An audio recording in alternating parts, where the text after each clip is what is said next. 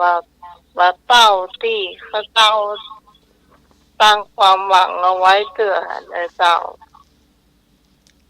เป็นพันธุ์แท้ก็คงจะได้หอมอยู่แต่ว่าพี่พรเอราวัณท่านบอกไปตาไอ้หนุ่ยแล้วว่าสิ้นเดือนจะโอนเธอเนาะแล้วก็หวังว่าตั้งพี่ตองกาตั้งพี่อารีกาจะช่วยมาคนละ100-200เนี่ยเจ้าเอามาความหอมเนาะจะได้เพิ่มขึ้นนะเจ้า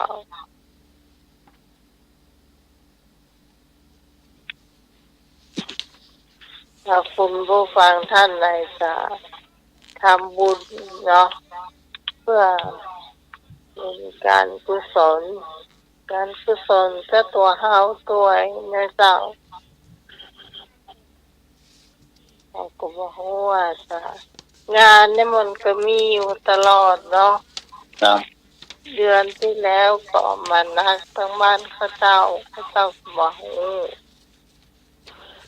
ตามโหที่เป็นบอกโหที่ร้านเก่าแต่ว่าถ้าเป็นภาคการของเขานี่ลงไปถ้าหมดจับสักเสือค่ะอาจารย์เรา60 61 62 63มาจับสักเสือ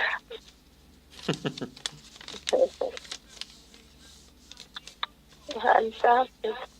บกับคนสักเสือเจ้าราชการครับเจ้าบ่จัดจังเพิ่นหยังเนาะจัดหมู่เฮาเนี่ยกะเนาะจัดใส่กระจัดเนี่ยเนาะบอกบุญแต่ละบุญเนี่ยเนาะโอ้ไปร่วมแน่นอนเนาะครับว่าจะขออาจารย์สมัครเขียนหน้าซองว่าทีมงานธรรมะคลายเครียดเนาะนับสตางค์ได้เท่าไรก็เขียนยักหน้าซองไว้เลยเนาะยักหน้าซองเอาไว้แล้วคุณผู้ฟังท่านไหนที่บอกเบอร์โทรของไอ้หน่วยในเจ้า062-305-5057นะเจ้าฟังคำหนึ่งนะเจ้า022-305-5057นะเจ้าติดต่อไปหมายเลขนี้นะเจ้าไลน์กับหมายเลขเนี่ยนะเจ้ามีไลน์เมียก็แต่อย่างพี่พรเดลวันนี่พี่พรนี่เป็นหูละเดี๋ยวนี้เป็นเดี๋ยวไปที่ธนาคารกรุงไทยผมโอนไปที่ธนาคารชัวดีหรอกเดี๋ยวนิ่มทุกฝั่งเลยเจ้าเพราะว่าเราจะลงมันแอปเอาตั้งอยู่นะเอาต้องพิโซนเนี่ยเจ้าช่วงต่อไปเจ้าเน้นฟังก่อนครับว่าเน้นจะเล่านิทานก่อนเนาะครับเล่างานของเราเจ้าเตรียมพร้อมไว้ก่อนครับแม่ครับก็งานเนาะช่วงนี้งานประชาสัมพันธ์งานบุญข่าวสารงานบุญก่อนนักแหนะวันที่30วันที่30นี่ก็วัดหม่อนห้วยแก้ว ตำบลดอยหล่ออำเภอดอยหล่ออันนี้ก็เป็นงานทำบุญอายุวัฒนมงคล560 ปีท่านพระครูกัลยาณปราโมทย์หรือว่าท่านพระครูสมหวังกัลยาโนนะวันที่30พวกก็จะมีการทำบุญกันรับรองว่าสมหวังทุกท่านเนิ่มไปเหมือนกับชื่อของท่านอาจารย์ท่านพระครูสมหวังนะครับเนี่ยไปวันนั้นก็สมหวังกันเนอะเนาะแล้วก็วันที่21 มิถุนาก็เพิ่นจะรอเตียนกันที่สถาบันธรรมาภิวัตน์ศพเตินอำเภอแม่เมาะจังหวัดลำปางก็คือวัดของท่านอาจารย์สาธิตธีระปัญโยเพิ่นจะมีการรอเตียนจำนำพรรษาเพื่อเอาไปรู้สึกว่าปีนี้เพิ่นจะไปทางอีสานหรือไปทางใดนี่นะปีนี้เพิ่นจะรอเตียนที่สถาบันธรรมาภิวัตน์เนาะวัดของท่านอาจารย์สาธิตธีระปัญโยจะได้ก็บอกเอิ้นเชิญชวนกันเนอะสถานจะจมข่าวสารงานบุญก็ไปร่วมกินร่วมทานช่วงนี้ก็งานประเพณีกะงานอย่างกะก็ยังนักอยู่เนอะงานประเพณีงานอย่างก็นักอยู่อันนี้กับสถานญาติโยมก็เพิ่นเรื่องนิทานเนาะมาถึงนิทานวันนี้ก็มีตามคำขอของสถานญาติโยมว่าขอเอาเรื่องจันทคาปู่จีมาทำคำร้อยจ้ะอาจารย์เล่าเขาแล้วนะมันบัดละเอียดเอาแถมละอาจารย์เล่าเขาแล้วมันกระท่อนกระแท่นมันบัดได้ใจความเมื่ออยากจะให้เล่าแถมก็เอาปิกมาเรื่องจันทคาปู่จีนี่นะมันมีเรื่องเล่ากันว่าในเมืองหนึ่งเนี่ยสมัยนั้นนอโพธิสัตว์เจ้าเฮาไปเกิดในตระกูลหนึ่งซึ่งเป็นตระกูลยากจนมีพี่กับน้องแต่เกิดมาเนี่ยตัวพี่ตัวอ้ายนี่เกิดมาในสุริยคราสหรือว่าตะวันจับเนี่ยบางคนก็ว่าเนี่ยก็บางคนก็ว่ากบกินตะวันเนี่ยนะที่เอาว่ากันไปเรียกว่าตะวันมันจับเกิดมาในสุริยคราสชื่อก็เลยใส่ชื่อว่าสุริยันส่วนอันว่า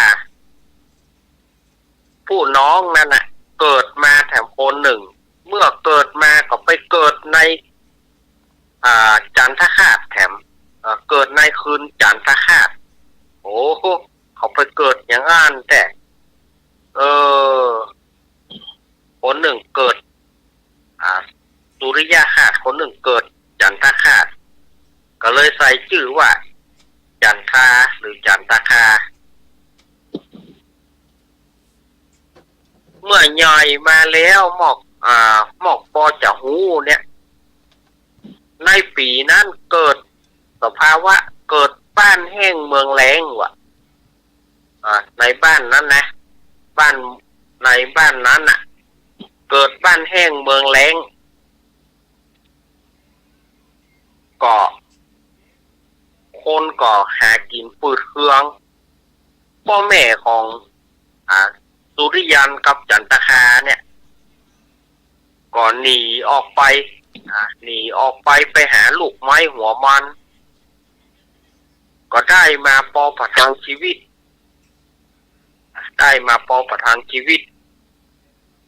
แต่ก็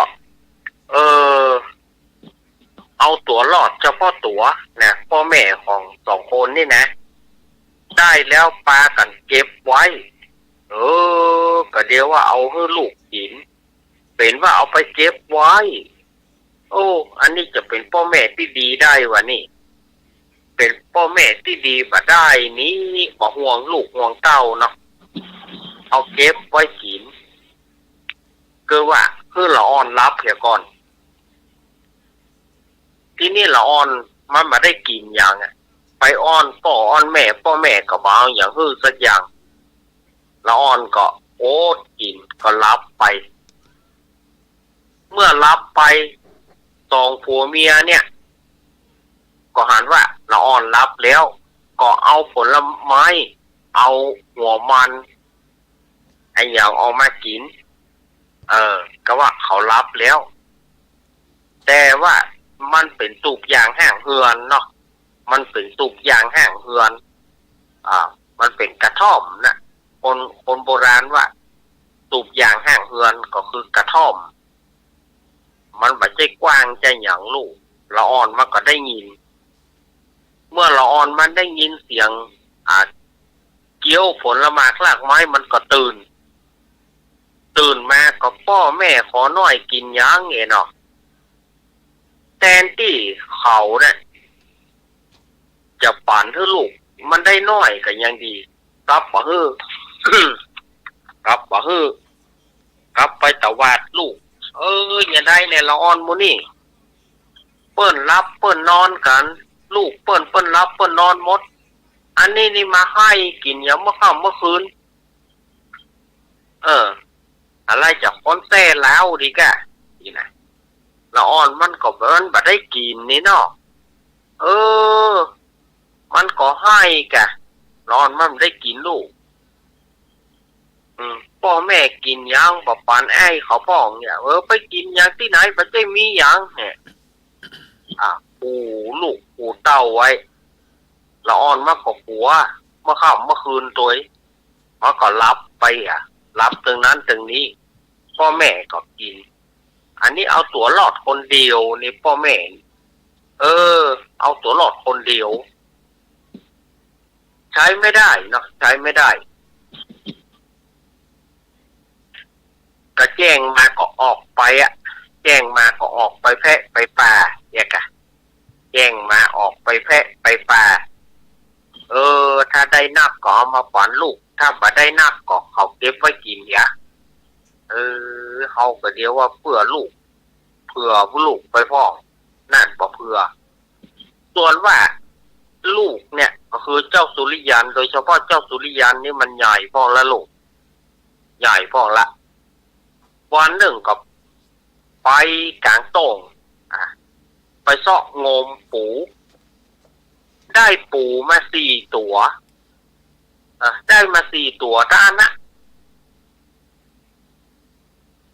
ก็ยังมีความกตัญญูต่อพ่อแม่อยู่นะเจ้าสุริยันเนี่ยก็บอกว่าได้ปูมา4 ตัวของพ่อตวงของแม่ตวงจะเอาจีไว้เฮือนพ่อตวงแม่ตวงแล้วก็ของตัวเก่าแล้วก็ของน้องตวงเพราะว่ามันมีด้านนะมีปู4 ตัว ทีนี้เมื่อเข้าบ้านมาก็เอาปูมาจีก็หมายมั่นป้อนมืออย่างที่ว่านั่นนะบอกก็ว่าเจ้าจันทคาเนี่ยมันยังละอ่อนน้อยอยู่มันสาบปูจีเนาะ มันหอมกินปูมันก็ไปขอไอ้อันขอตวงเด็กเดียวก่อนน้องรอพ่อรอแม่มาก่อนมากินพร้อมกันแต่ว่าเจ้าจันทคาเนี่ยมันเป็นละอ่อนน้อยมันก็ไม่ยอมมันก็ให้เอาปูให้เอาปูจะกินติ๊กไอ้มาก็บอกว่ารอก่อนขอให้พ่อแม่มาอย่าก่อนถ้าพ่อแม่มาแล้วก็ค่อยกินด้วยความเป็นละอ่อนของเจ้าจันทคานี่มันก็ให้ก็อย่างเนาะให้ทีนี้เจ้าบ้านผู้อยู่ละแวกบ้านนะก็บอกว่าก็น้องคิงให้ยังบอกปานมันเหี้ยเนี่ยอันนี้ก็บอกหูเรื่องก็เปิดนำละ อันนี้ก็บอกหูเรื่องก็เปิดนำแล้ว ไปจะได้ไอ้นี่มาฮักน้องน้องจะเอาอย่างเนี้ยบอกมันอันนี้ก็บอกเรื่องของเปิ้ลแบบเลี้ยวเจ้าสุริยันนี่ก็เลยเอาปูให้น้องตัวหนึ่งแล้วก็บอกว่าน้องก็ต้องมาฮบเอาแล้วเนอะเพราะว่าส่วนของน้องนะและเหลือนี่ก็ของไอ้ของพ่อของแม่พอแล้วนะมดนี่ก็มดแล้วนะ มดนี่ก็มดอะปรากฏว่าเจ้าจันทคาเนี่ยมันได้ปูไปตวงมันก็ไปแกะกินเมื่อแกะกินก็อย่างว่านะมันจะเป็นด้วยเหตุกินบะอิ่มหรือจะได้ก็บอกว่าก็อ่านว่าโอ้ปูจีนี่มันลามแต่เดี๋ยวไปขอแอ้มสักตัวเหรอเนี่ยก็ไปขอแถมเจ้าสุริยันก็บอกว่ามันแบบมีแล้วมันมีนะมันมีก็กุ้มพ่อกุ้มแม่กุ้มไอ้ก็น้องเอาไปกินแล้วเหรอไอ้บอกแล้วเหรอว่าจะไปมาฮบเอามันมีตาอ้านนะเดี๋ยวพ่อแม่จะมาได้กินแต่ด้วยความเป็นละอ่อนของเจ้าจันทคาเนี่ยโอ้โหเอาแถมให้เอาแถมให้เอาแถมจะเอาแถมตัวหนึ่งก็ให้แถมทีนี้เจ้าบ้านที่อยู่ใกล้กันก็คิงมือน้องคิงเป็นจะได้บาฮักน้องไอ้นี่อันหมอนี่ก็บอกหูเรื่องของเปิ้ลเนี่ยแต่ตัวบ่ได้อยู่กับเปิ้ลเนาะทีนี้เจ้าสุริยันก็เลยสละของตัวเก่าเอาละตัวเก่าบักกินละเอาเพื่อน้องอันนี้ส่วนของไอ้นะเอาเพื่อน้องนี่นะแล้วกรรมนี้ก็ต้องโฮบแล้วนะมันเหลือแค่ของพ่อของแม่เนอะถ้าพ่อแม่มาได้กินนี่พ่อแม่เอาตายเลยนะจะไปมาโฮบเอาแถมเจ้าจันทคานี่ก็ได้ปูจีแล้วเอาไปแกะกิน แกะกินกับมันถ้าจะลามมันเนาะมันถ้าจะมันหรือมันถ้าจะลามหรือมันก็เกิดความติดใจแต่ละ ติดใจปูจีนะก็กินไป2 ตัวแล้วนี่ก็อย่าว่าปออันน่ะมอนี่กะก็เกิดความบ่ปอเตื้อบ่ปอเตื้อก็ไปขอแถมเจ้าสุริยันก็บอกว่าก็เอาอย่างมามีแถมน้องเฮ้ยก็น้องกินไป2 ตัวนะไอ้ยังไม่ได้กินสักตัวประเดี๋ยวเนี่ยไอ้นี่แสบท้องโว่นี่น้องได้กิน2 ตัวแล้วพอละกะพอละเหลือนี่จะเอาให้พ่อให้แม่แต่ว่าเจ้าจันทคานี่มันก็บ่ยอมบ่ยอมก็ให้แถมจะกินแถมก็มันมีตาอ้านมันเหลือกับของพ่อกับของแม่ตานะเกิดพ่อแม่ปิกมาเนี่ยมาได้กินอย่างพวกไก่ย่าจะตีเฮาแต่เจ้าจันทคาด้วยความเป็นร้อนก็จะเอาให้ได้จะเอาปูจีให้ได้ให้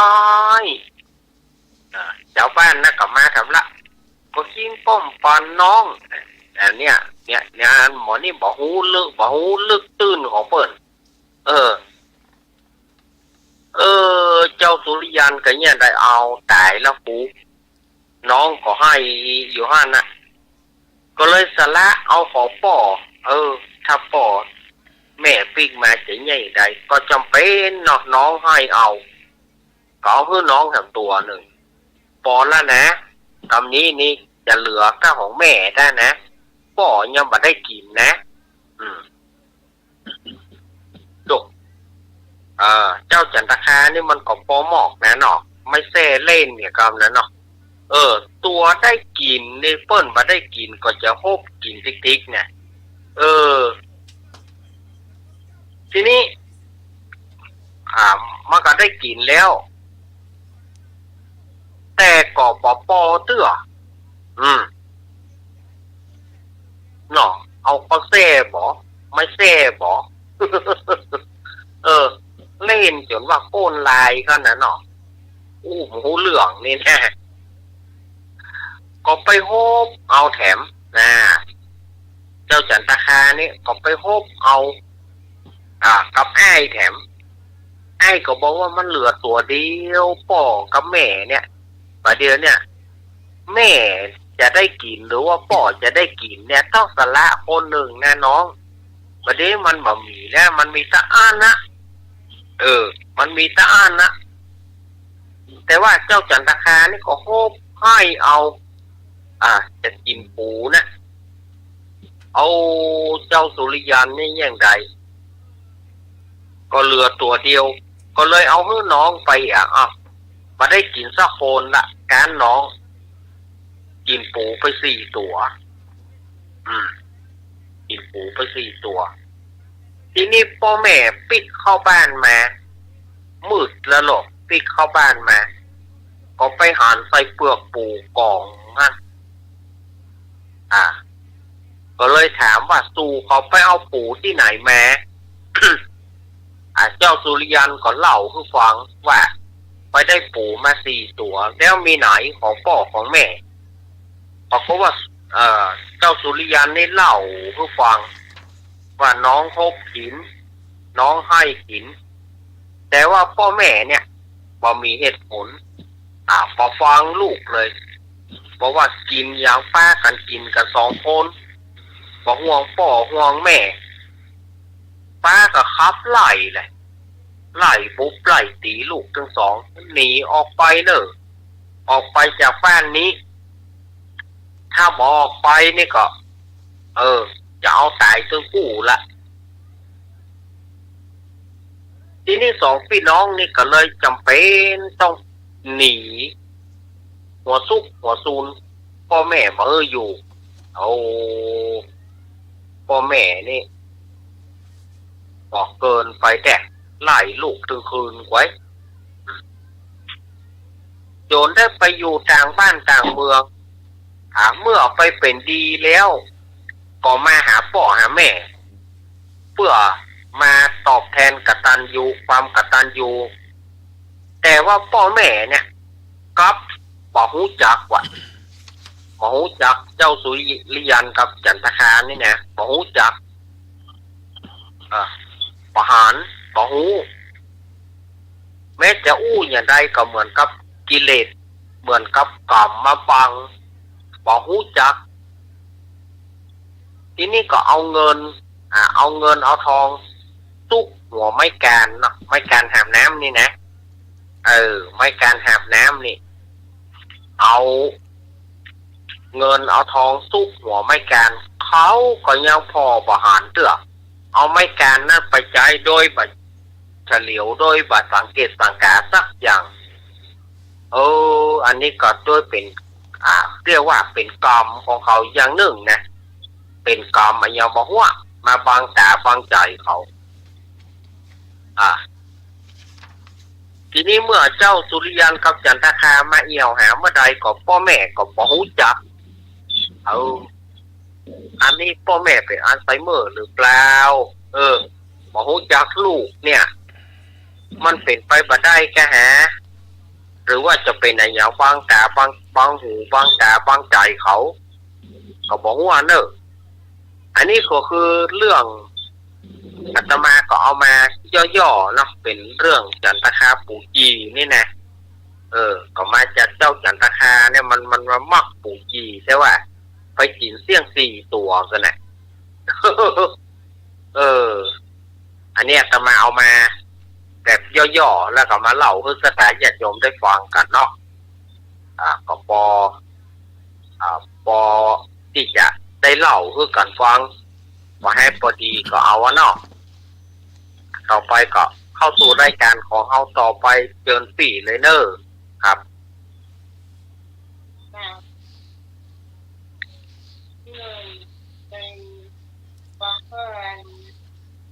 จากนะครับที่พอเออเดี๋ยวไปคำถาม เสียงทำไมเสียงนิ้วเดียว อีกไกลยิ่งไกล ไม่ก่อนเนาะ ก็ฟั ง เจ้าไม่ก่อน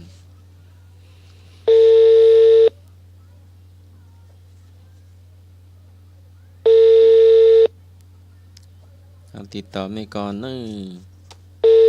ไม่ก่อน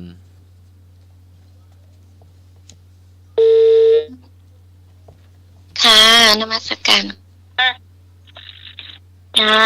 วันมีคำถามหนูฟังอ่ะ ค่ะ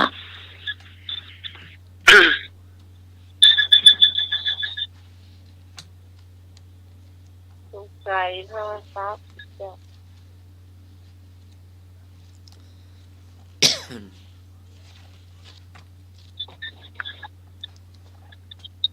คำถามเนาะพาหุงสหัสมพินิมิตสาวุทานตังคลีเมฆารังอุติตะโครัสสะเสนามาลาตานาทิธรรมวิตินาจิตตวามุนินโตตันเตสสาภวันตุเตสยมังคารานีเมื่อพญามารเนรมิตแขนมากเป็นพันถืออาวุธในมือขี่ช้างคิริเมฆขละสะพึบพร้อมด้วยกองทัพอันน่าสะพรึงกลัวเพราะพระจอมมุนี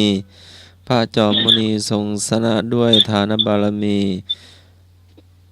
อันชอบธรรมด้วยเดชนั้นขอชัยมงคลจงมีแก่ข้าพเจ้า ถามว่าช้างชื่อว่าอะไร และพระจอมมุนีคือใครทรงชนะด้วยอะไร ยาวไปหรือเปล่าคะ ฮะ ยาวไปหรือเปล่าคะเอาทีละอย่างไม่ได้เหรอคะ เอาพญามารมีกี่แขน อาจารย์นี่รักรู้ไหมคะว่ายามานมีเท่าไหร่ รู้ ถามคนละเรื่องเลยอ่ะถามคนละเรื่อง ดูเรื่องเดียวกันนั่นแหละมันไม่ได้ออกนอกเรื่องก็อยู่ในที่สวดปานนี้เนาะพร้อมคำแปลเนาะ พยามารมีเป็นพันเนี่ยเป็นพันมือ เป็นพันแขนนะช้างก็ชื่อช้างนาราคิรีลืมไปทางบ้านตอบได้ไหมคะ ถูกแล้วจ้า ตั้งสื่อตั้งหมอยค่ะ อยู่ทาง ถูกแล้ว ที่อาจารย์สมัครสวดเมื่อกี้เป็นบทพระหงส์มหากาพย์ มือมันมีพันมือ จ้ะ พญามารมีมือ พันมือหรอ พันมือโอ้เรือชนลงก็แล้วแต่ อ๋อเรือถึงเชี่ยวแล้วก็ตาไปแต่ไปอ่ะ เรือชนลงก็ลูกเรือลงพันมือกันเนาะ แล้วก็ยืมไปแจกตาหมดเนาะ แต่มันมีอีกสองอย่างนะอาจารย์สมัครเมื่อกี้ที่อาจารย์สมัครบอก เป็นจะไร พระจอมมุนีก็คือพระพุทธเจ้าใช่ไหมคะ เจ้าแม่นล่ะ ขี่จ้างเนาะขี่จ้างไว้ ไม่ใช่หน่วยไม่ใช่ ไม่ใช่ขี่ช้าง คืออันเนี้ยช้างมันโดนเมาเหล้างอมเหล้าให้ไปทำร้ายพระพุทธเจ้า อ๋อ อันนี้ยังไม่ใช่ช้างนาราคิริงไม่ก่อน ไม่ใช่ที่พระอาจารย์สมัครสวดเมื่อกี้เนี่ยอาจารย์สมัครในที่สวด ช้างชื่อครีเมฆช้าง มีเม ชื่อ ฆคาระครับ ช้าง ช้างชื่อครีเมฆคละ มาตรการครับ โอ้ยโอ้ยว่ะ ช้างที่ทำลายพระพุทธเจ้านั่นคือพระเทวทัตส่งมาครับนอพระเทวทัตส่งมาครับส่วนนั้นพระพุทธมุนีนั่นคือพระพุทธเจ้าของเรานี่เองครับนอครับมาตรการครับ แม่นนะอันนั้นก็แม่นนะไอ้เอ้ย พี่พรน้ำคนปะ เพราะว่ามัน อะไร มันต่อเนื่องกัน ใช่ตอนนี้ละมันต่อเนื่องกัน มันต่อเนื่อง เพราะว่า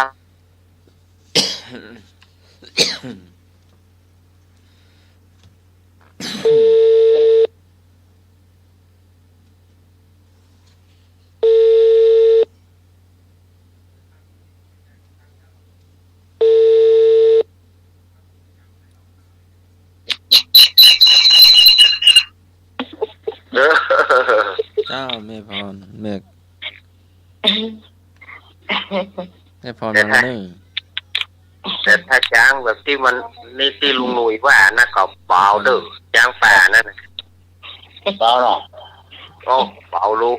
ครับ มัน แม่พรมาแล้วอย่างดับปิ้งอ่ะ พัน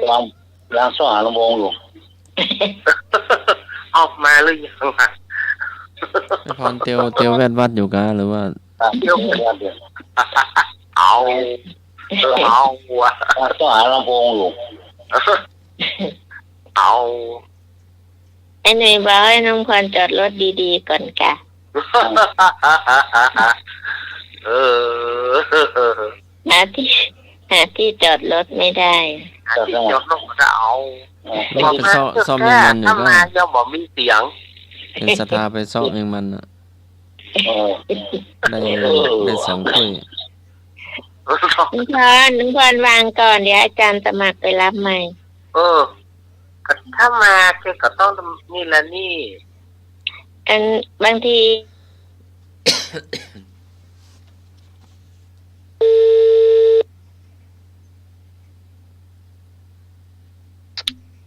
จ้า เปิดได้ยินเอาได้ยินเปิด 400 ท่านได้ยินหรือยังคะ ได้ยินแล้ว วัน เมื่ นี้ อไหร่ พระเจ้าได้ยินแต่เปิ้นได้ยินเธอ เห็น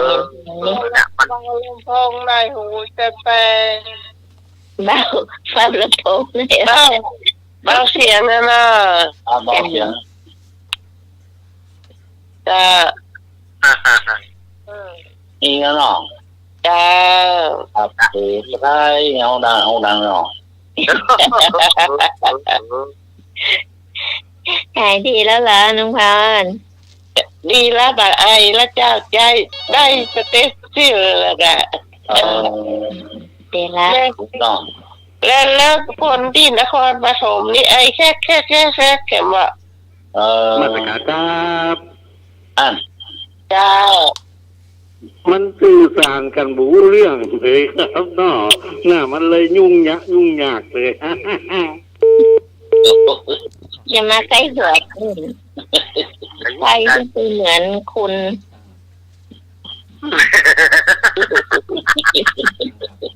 ใครก็เหมือนคุณ เสียงนี่ยังไม่ทันเห็นตัวเลยเสียงมาก่อนละ ก็ตามเรียน เอาค่ะปัญหาการสมัครค่ะ น่าจะบ้านเฮาแกไปก่อน เอาอย่างวันที่ไปเจอก็โดยเฮาบ้านเถอะ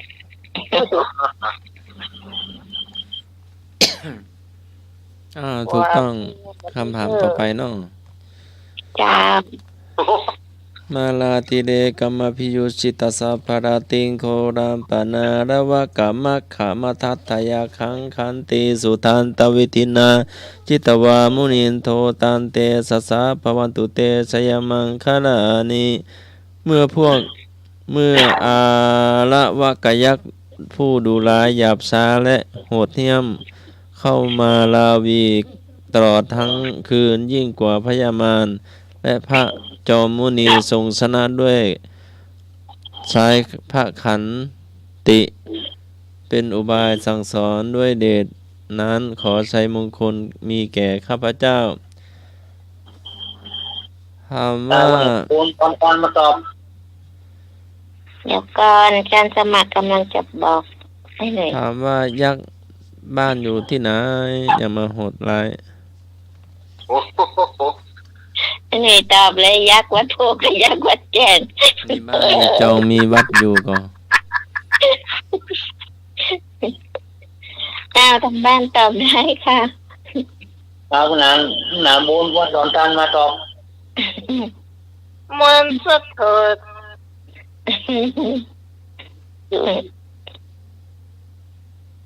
ฟังมาได้แต่ไม่โทรเนี่ย ได้ไปเลยการสมัครมันของบนยาวแดงหัวนิ้วข้อนี่เดียวแล้ววะ ห้องยาวไป3 ว่าคำตอบน้อยเดียว ยากคนอยู่เลยอ่ะ ยังอยู่ไหน ยากแต่ว่าในใจนี่แหละ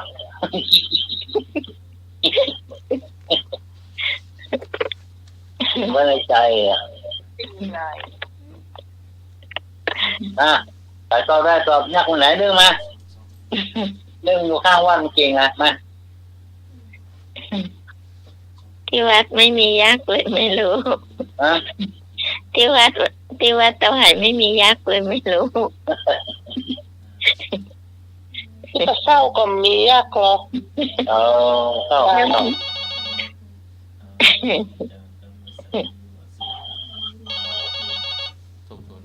ครับ นมัสการครับ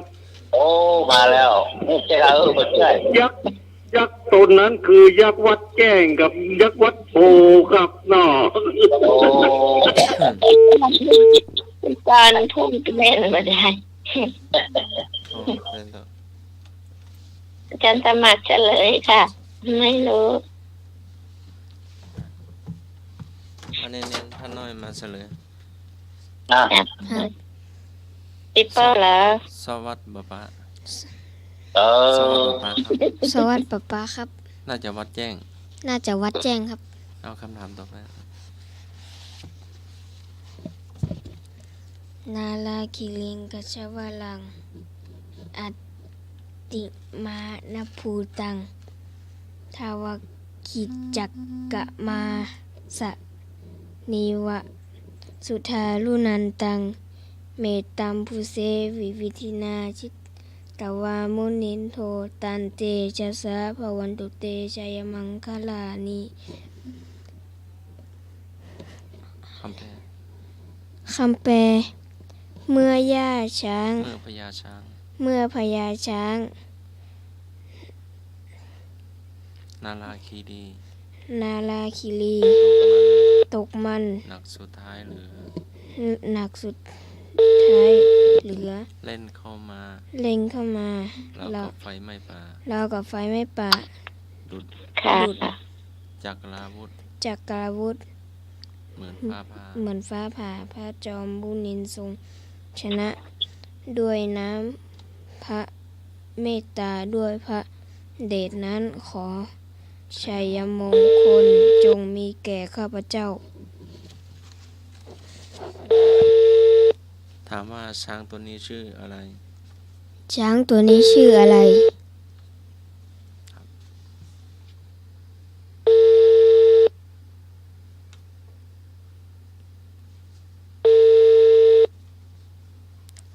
นาราคิลิงคชาวลังอติมาตตภูตังทาวาคิจากรรมสนิวสุตาลุนันตังเมตตามภูเสกวิตินาชิตตวามุนินโตตันเตสัสสะภวันตุเตชยมังคลานิถามว่าช้างตัวนี้มีชื่อว่าอะไร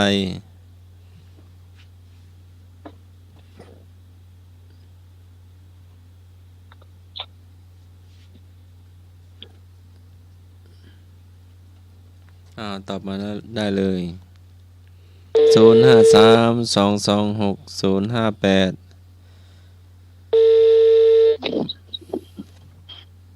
ครับ จะหมักนี่นะไอ้หน่วยลงทุนนะครับ ต่อย เมื่อช้างเมื่อพญาช้างนารายณ์คีรีตกมันหนักดุร้ายเหลือเล่นเข้ามาราวกับไฟไม่ป่าดุจจากดาวุธเหมือนฟ้าผ่าพระจอมมุนีทรงสนะด้วยพระเมตตาด้วยเดชนั้นขอชัยมงคลมีแก่ข้าพเจ้าถามว่าช้างมีชื่อว่าอะไร จันทมัน ช้างตัวนี้ อา มี จารย์ ชื่อ ทำมั อะ น ไร ใหม่ค่ะ ถามว่า ช้าง ช้างตัวนี้มีชื่อว่าอะไร ชื่ออะไรหน่วยช้างอ่ะพี่กรณ์รู้แล้วช้างชื่ออะไรเมื่อกี้ที่ชื่ออะไร ดาราคิรีมาก็ ใช่ เออแม่นนะช้างนาราคีรี ขอไข่ช้าง ตัวผู้ตัวแม่ ขอไข่ช้าง ตัวผู้ตัวแม่เนาะ ตุ๊กปูก็ ตัวปุ๊กอะ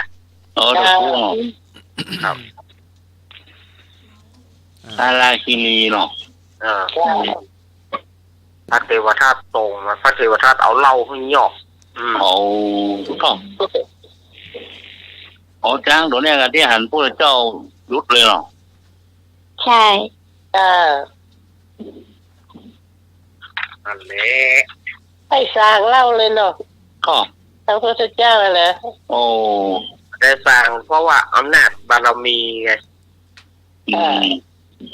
เพราะตอน มี นั้น พระเจ้า เอาตึงเหล้าเอาตึงฝิ่นเอาคือกินน่ะ อ๋อ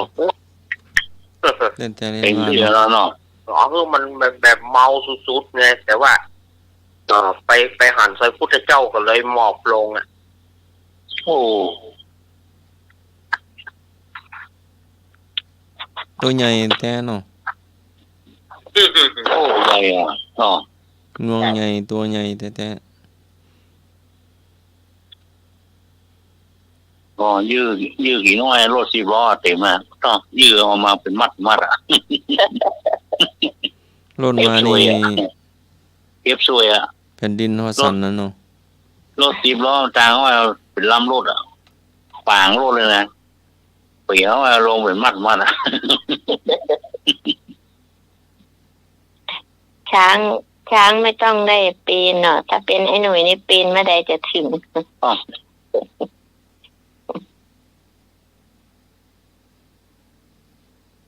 โตเนาะต่อมา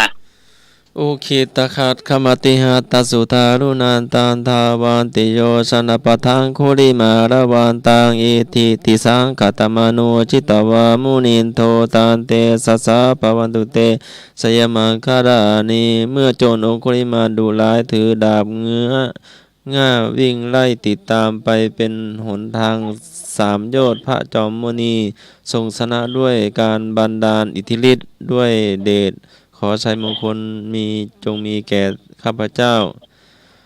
ถามว่าหนทาง3 โยชน์มีความหมายว่าอย่างไร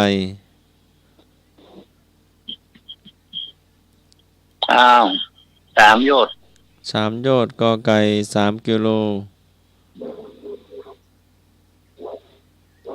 นะกลาง3 โยชน์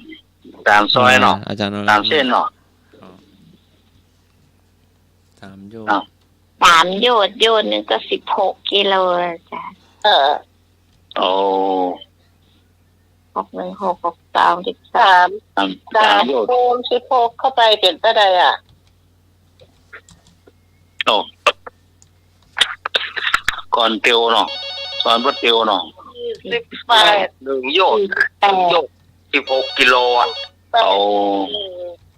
48 กิโล 18 กิโล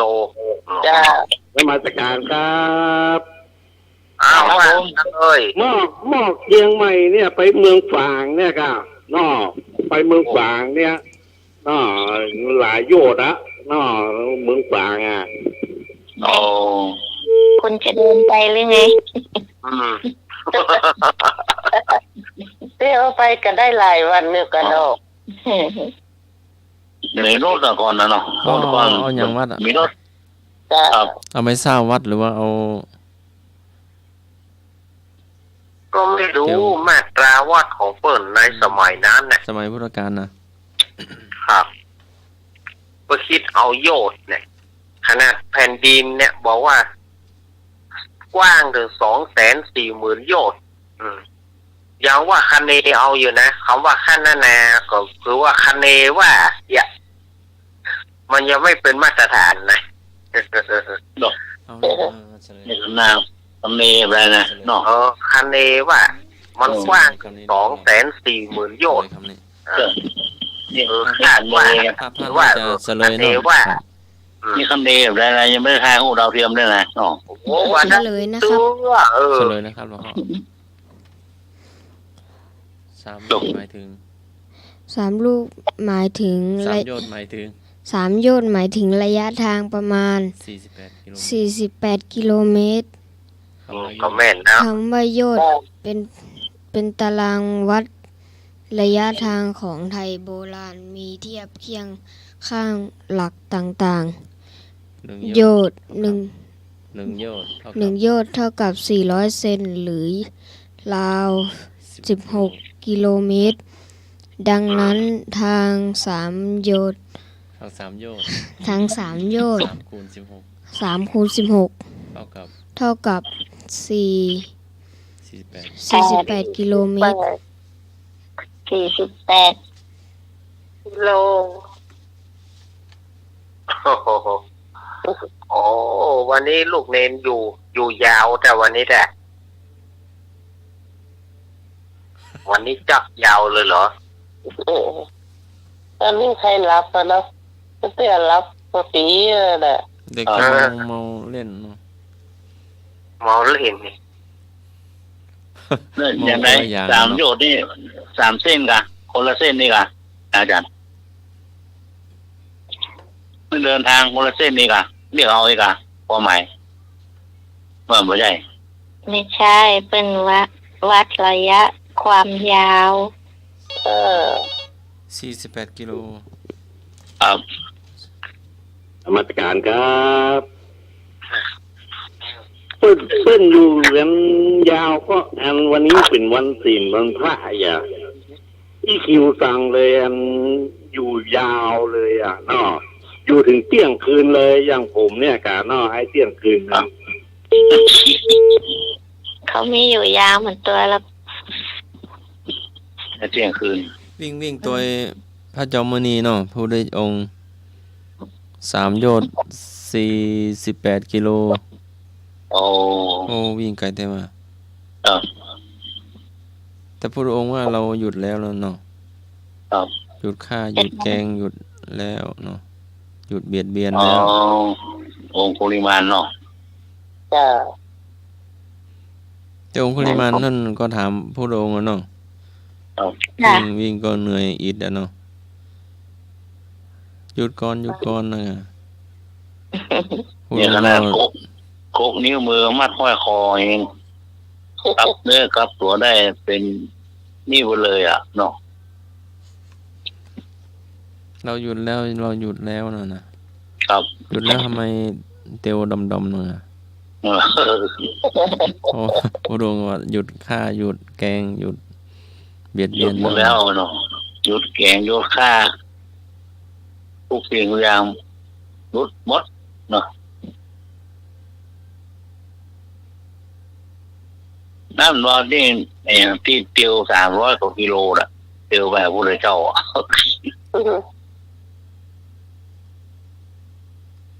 จากเมืองอะไรอ่ะเมือง จากเมืองอะไรพระพุทธเจ้าเตียว300 กว่าโล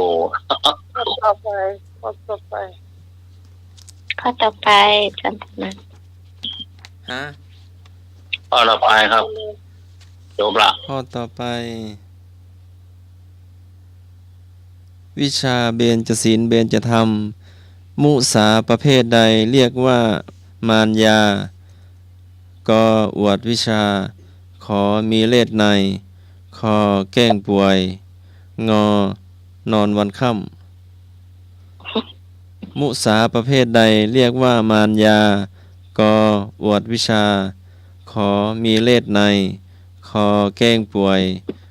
งอนั่งสมาธิวันค่ำ ครับเจอเลยครับ มีเลขใดอะค่ะ เล่นในครับ ตอบข้อขอใครครับผม ครับ โอเค อ๋อ อ้าวประสานนึกว่าหลับไปละ นึกว่าภาษาลาวโลก เรายังมาหลับเตือดิมาเล่าขวัญเพื่อนว่าจะเล่าขวัญที่หาร74ดีกว่า เอาตอบไอ้หนุ่ยตอบข้อไหนคะ ผมว่านอนวันค่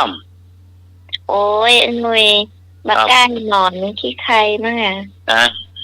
บักก้ายหมอนขี้ใครมั่งกะ ครับ บักก้ายหมอนขี้ใครบ้างกัน เราอยู่ชมรมคนขี้ค้านหรอ ก็รวนที่ใครวันเข้าเหรอน้องเอาแรงป่วย คอควาย เอา หมาคอควาย เจ้าพี่ก่อนก็เอาคอควายเหมือนกัน นายพอเหรอ แกล้ง ที่ ป่วย เอาเลขใดอ่ะจะไม่คงอ่ะ อ๋อ พอเอาขอไข่เอาไอ้นึก แล้วข้อไหน เอาแฟนพันธุ์แท้เธอจะเอาข้อไหน แต่แท้ข้อไหน มันเหลืออยู่ข้อเดียว หน่วยเอานอนวันค่ำนะ มองตั้งแต่เล็กจนโตยังมาใกล้นะ พระเจ้าไม่ควรมาส่งเข้ามาตอนครับพระเจ้าโคมาส่งเข้าโลกด้วยนะโอ้เจ้าเป็นลำลายเฮ้ย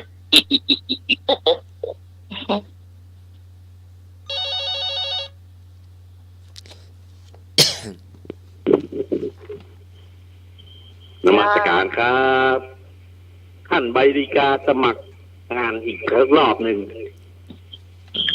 รอบมึงอะ วิชาเบญจศีลเบญจธรรม มุสาประเภทใด มุสาประเภทใดเรียกว่ามารยา ก็อวดวิชา ขอมีเลสในคอแกล้งป่วย งอเดินเตียวตุมกลม อีกข้อสุดท้ายนี่ไม่3 รอบไม่ตรงสักรอบตะกี้วางนอนนั้นข้ามไม่หน่วยเอานอนนั้นข้ามไปแล้ว ตอนนี้เปลี่ยนมาเตียวเป็นเตียวจงกรมเนาะ ได้เกเตียวเหมาะ ย่างเนาะเหยียบ น เนาะ มัสการครับ ถูกเนาะ คำตอบสุดท้ายคือมารยาสาไถครับนอเนี่ย แน่นอนนะมารยาสาไถ เป็นคนมารยา ใช่แล้วมันไม่มีที่คุณตอบเนี่ยก็เป็นว่ามันยาแล้วเอากอไก่ถึงงอง เอาคำถามมาเป็นคำตอบเนาะ ใช่ เอาน้ำไม้ถูกแล้วล่ะ มุสาประเภทใดเรียกว่ามารยางอคอควายแกล้งป่วยเนาะ ป่วย บ่ได้ป่วยเนาะแต่ ครับ มาร จู ยา กัน แก เนาะ ล้ง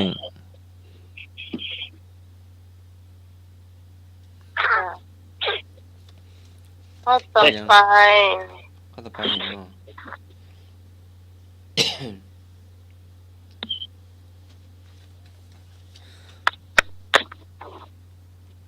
ห้วงน้ำที่เต็มย่อมยังสมุทรสาครให้เต็มได้ชั้นใดทานที่ให้ แต่โลกนี้ย่อมสำเร็จแก่ผู้ละไปแล้วฉะนั้น ถามว่า อยู่ในบทให้พรใด ก็ยะถา ขอสัพพี ขอภวัตตุสัพ ห้องน้ำที่เต็มย่อมยังสมุทรย่อมยังสาครให้เต็มได้ชั้นใด ทานที่ให้แต่โลกนี้ย่อมสำเร็จแก่ผู้ละไปแล้วฉันนั้น ถามว่าคำแปลบทให้พรนี้อยู่ในบทใด ก ก็ยะถาขอสัพพีคอ ยะ ภวตุสัพ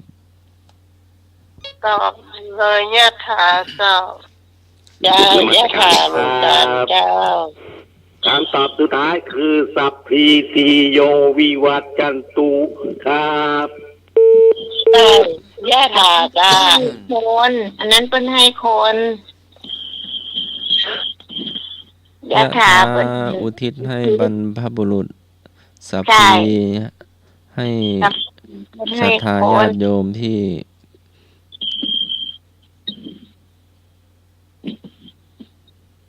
เมื่อก่อนได้ยินเขาพูด ที่ ว่า มีชีวิต ยะถาให้ผีสัพพีให้คน ให้บุคคลเนาะ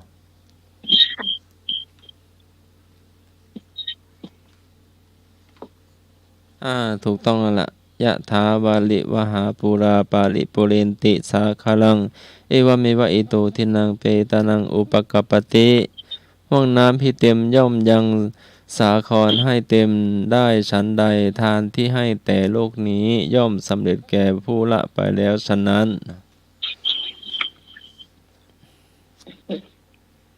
แฟนพันธุ์แท้ยังไม่ทันได้ละไปเลยมันจะเอาไป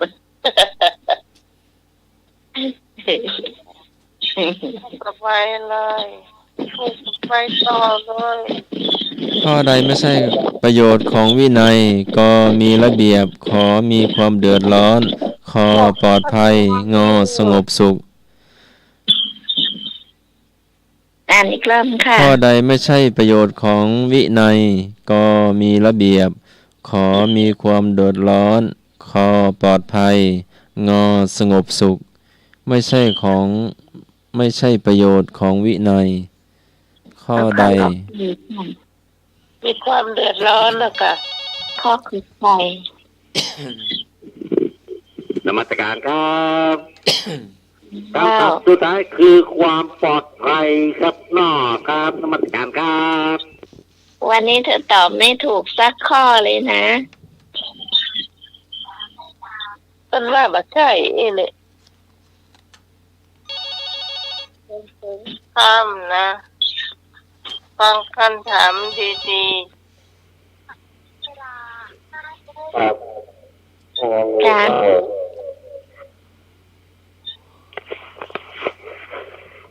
ไอ้ผมเอาข้อไหนจ๊ะ งองัว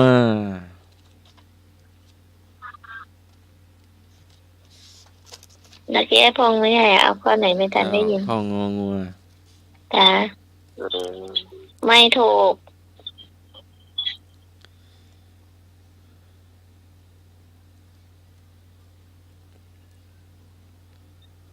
ไอ้เนี่ยไม่ตอบเลยสักข้อเลย สลบไปแล้วก็เลิกอ่ะ มีก็ ถูกครับ เอาข้อไหน เอามาโทรข้องู งองูไอ้ายพงน้อง จ้ะไม่ถูก ไม่ถูกข้ององูไม่ถูกจันทมายังไม่เฉลยเลย คนบอกว่าไม่ เฉล ถูก ยมีความเดือดร้อนเนาะ อ่านก็ขอบ ไม่ใช่วินัยเนาะ ใช่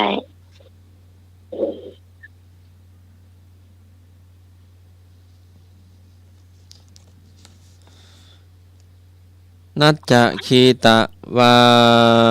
ทิตะวิสุกะทัศนาเวรมณีให้งดเว้นอะไร นัจจะคีตะวาทิตะวิสุกะทัศนาเวรมณีมีคำแปลให้งดเว้นอะไรก็อาหารขอเครื่องดื่มขอมโหรสพงอเครื่องสำอางวิชาเบญจศีลเบญจธรรม ลืมไปแล้วอ่ะแปลไม่ถูกพรอ่ะตอบ มันมีข้อคอควายแล้วงองูอ่ะ งองู นมัสการครับคำตอบสุดท้ายคือมโหรสพสมโพธินี่ครับ การละเล่นต่างๆ เนี่ยครับ อ๋อครับนมัสการครับ วันนั้นคุณก็ดูไม่ใช่เหรอ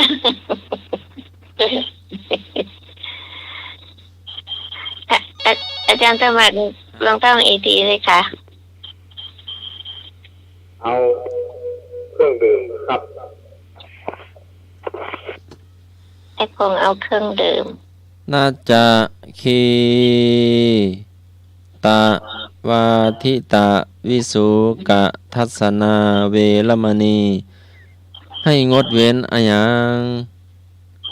กออาหารขอเครื่องดื่มคอมโหรสพงอเครื่องสำอาง ขอใคร คอควายถ้าจะถูกเดาเอา พัฒนาเลยใช่ มหรสพอ่ะ ที่งานที่นั่นหมายอะงานวันงานอะ ใช่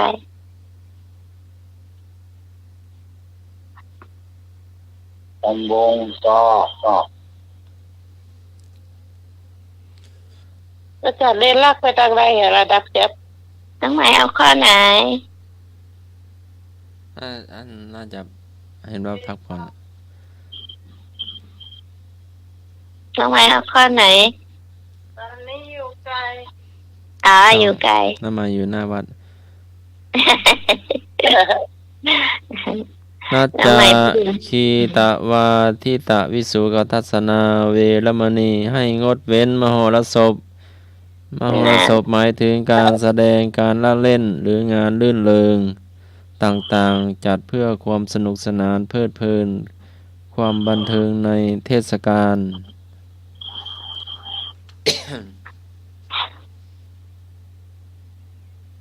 เดี๋ยวนี้เขาลำวงกันหน้าวัดกัน ใช้สถานขนาดเห็นมันยุบยับอ่ะคุณเจ้าก็ดูตัวเองกัน ถูกต้องเลยถูกเป๋งเลยวันนี้ข้อนี้ถูกเป๋งเลย วันนี้เธอเพิ่งถูกข้อเดียวเนี่ย ผมเข้าไปในวัดเปิ้ลมันเขียนติดป้ายนะเขียนติดป้ายเลยที่อาจารย์ปริกาสมัครท่องเนี่ย วัดไม่ริมมีหรอกวัดไม่ริมมีผมเข้าไปอ่านเลยอะไรล่ะเลยจับได้ใช่ไหม คำถามต่อไป มาราคันทะวิเลปนะทาลนะมันทนะวิภูสนัฏฐานาเวรมณีให้งดเว้นอะไรกอเสพกามขอเสริมสวยคอเต้นลำงอร้องเพลงมาลาคันทะวิเลปนะทาลนะมันทนะวิภูสนัฏฐานาเวรมณีให้งดเว้นอะไร นั่นแหละ ธรรมสการครับคำ เจ้า ตอบสุดท้ายคือ ร้องเพลงครับร้องเพลงประจำครับ ใช่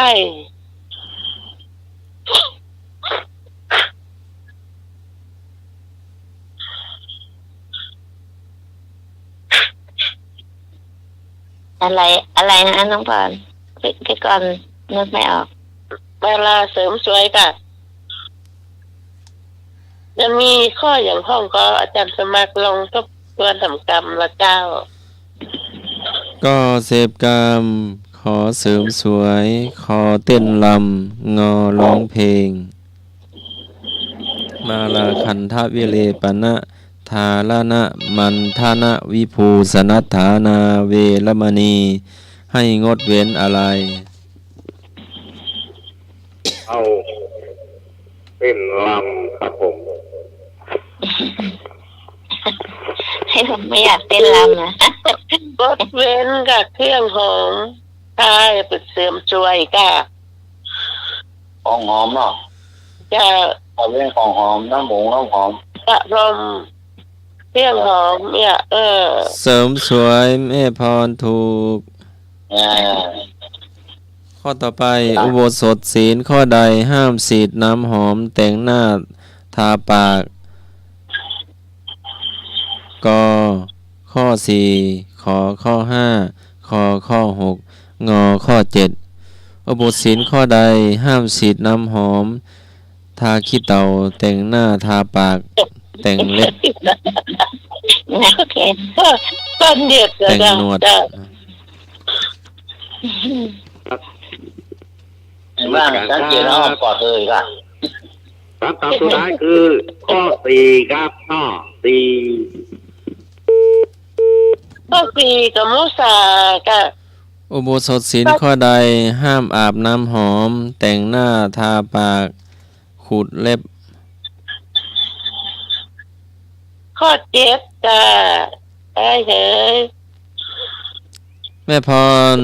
ถูกต้องข้อ7ศีลข้อ7 ข้อต่อไปคำว่าข้าศึกต่อพรหมจรรย์ในอุโบสถศีลข้อ7หมายถึงอะไรก็เต้นรำขอร้องเพลงคอการเล่นดนตรีงอตัวกันเป็นปุ๊ก อะไรเขาจะทำเตยกันเป็นปุ๊กอ่ะ งอ และ งู รวม ถูก กัน ทุก หมด ข้อ แต่กะเอ้ยกันเป็นปุ๊กอะ ถ้าเป็นพวกนั้นเนาะง่ายนี่เนาะ จะ หลวงตาหน่วยถูกต้อง เป็นพวกไง หลังการเลย ไอ้ที่ยายว่า จะ ได้ ตัด เวลาพอสมควรช่วงต่อไปเป็นกรรมเก่าหรือเป็นอะไรอย่าง เป็นอะไรหน่อยวันที่เป็นอย่าง ตอนที่ กรรมเก่านะ ก็มาก็อ่ะ แล้วก็นั่งฝันที่นานก่อน วันนี้ไปขายเสียงจนหมดเสียงว่าจะให้ร้องเพลงให้ฟังสักหน่อยไม่มาน่ะเนาะไอ้หนุ่ยเนาะจะให้ร้องเพลงยิ่งยงให้ฟังหน่อยไปขายเสียงที่อื่นหมดเสียง ไม่มาอุตส่าห์นัดกับไอ้หนุ่ยว่าไอ้หนุ่ยเดี๋ยวว่าไอ้พี่หนาร้องเพลงหน่อยพี่หนาไม่มาสักกรรม เองยิ่งโยงเองอ่ะหนึ่งเข้าข้อหนึ่งเนาะ อ๋อรักเธอมานานเท่าไรนั่นน่ะจะให้แกร้องให้ฟัง วันนี้พี่แหนมถือโบสถก้าเปิ่นห้องเพลงวันนี้วันศีลอ่ะ แต่ ไม่ใช่เข้าพรรษาหรอน้องพรไม่เป็นไรงานแกถ้าจะเยอะ ถ้าไม่ร้องวันอาทิตย์นี่ไว้เสาร์หน้าก็ได้ถ้าไม่ลืม วันอาทิตย์ ตั้งร้องให้ก็แม่เนาะ แม่ นมัสการครับ ครับผม เนาะ พี่นานมันไม่ได้เป็นนักร้องเราเพื่อเป็นนะผู้จารวัดอย่างเนี่ยบุญเลยเนี่ยผู้จารวัดอ่ะที่มาเปิ้นไปเทศไปโคศกเป็นอย่างนี้เราวัดเจ็ดลินนี่เราศพพระมหาวิษณุเนี่ยเป็นอาจารย์วัดอย่า จะร้องเพลงเป็นแล้วแต่คืนนี้ปัญหานั้นน่ะ ที่เปิ้นถามว่าขึ้นคานน่ะขึ้นคานน่ะคานบ้านคานเรือคานอย่างนั้นน่ะเปิ้นยังร้องให้ฟังเหรอเปิ้นก็ห้องจ้างเหรอไอ้ ทำไมน้องไม่แต่งงานนั่นน่ะแต่คืนนี้วันเนี้ยเอามาออกปัญหาได้เหรอขึ้นร้องเป็น ไม่แต่งงานเนาะ ใช่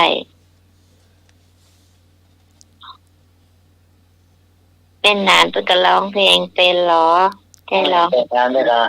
น้องยังไม่ใช่ปีสาวด้วย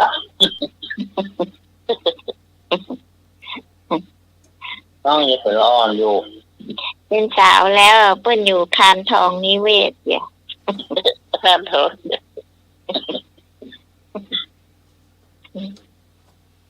แต่ละ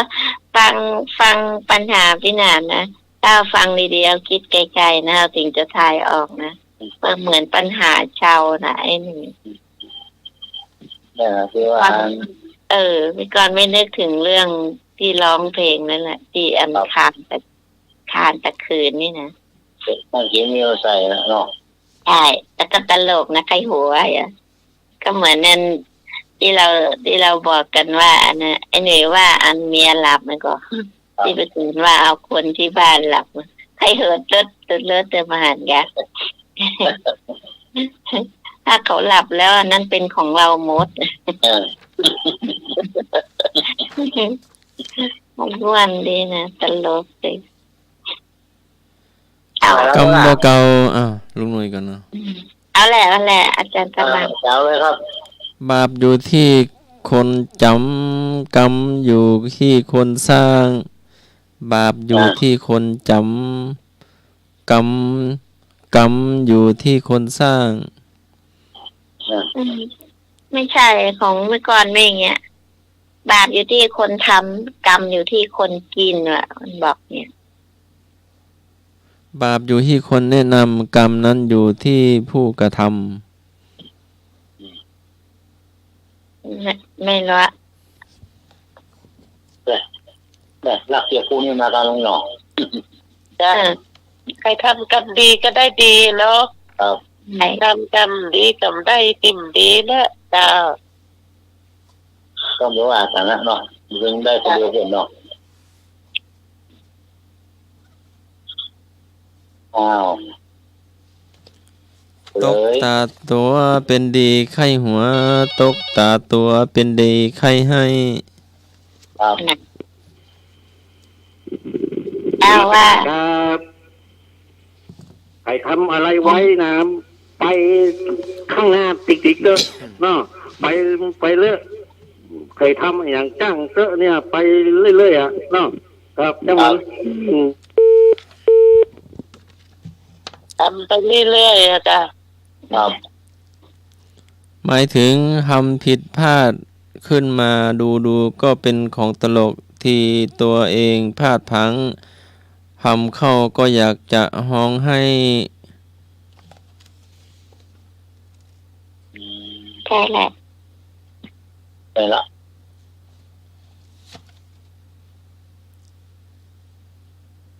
เรื่องของคนอื่นเจ้าดอยเรื่องตัวเจ้าเส้นผมเนี่ย ตกขวาลวดอาบน้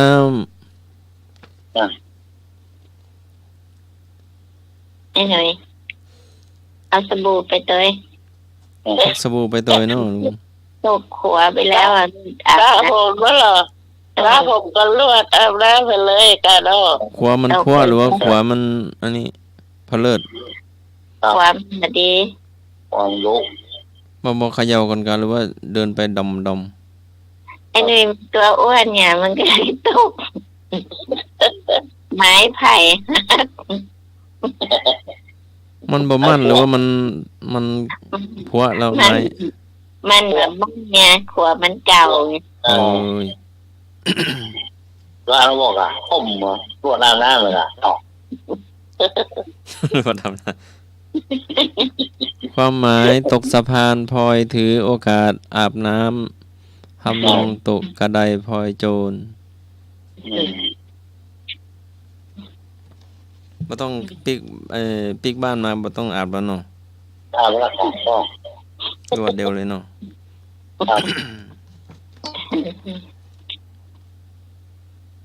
เป็นวงคนที่ข้าง ก็ดีเหมือนกันนะตั้งชมรมเนี่ยไอ้หนุ่ย อ๋อน มัสการครับ ท่านเออ อยากเที่ยว ยังเปิดไปเล่นน้ำปีใหม่เนี่ยกะลวดอาบน้ำเลยอ่ะเล่นน้ำปีใหม่เนี่ยแน่นอนอ่ะ ครับ เล่นน้ำปีใหม่เลยครับ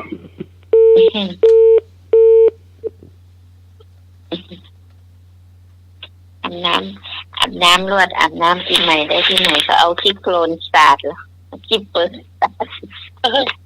ดต้องไปอาบใหม่ ตรงไหนเลยอ่ะทำไมอ่ะ ไปทำธุระส่วนตัวหรือเปล่า เออที่อยู่ใส่อ่ะ จ้ะ นั่นอย่าพ่อรออย่ามาละ ไอ้หนุ่ยล่ะ ต้องเข้าอ่ะ จ้า ว่า เตียววาก ไปทำไงให้เตียวอ่ะ ไปโกนมากอง วากหมดหรือว่าวากน้อยเดียวฮะวากหมดหรือวากน้อยเดียวน มัสการครับเตียวมันขาดเลยค่ะเมื่อเตียวว่าค่ะเตียวปูดปูดนี่หมด มันวากเป็นอะไร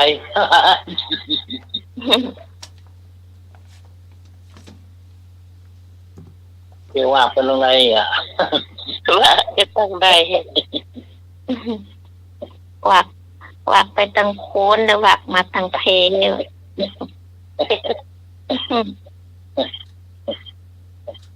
ต้นตอนมีเตียวคนเดียวเตียววาก แรงวากเขาก็ ไปโกนฟ้องเตียวกันเนาะปิดบ้านเตียววากตอดเตียวเมียยิบ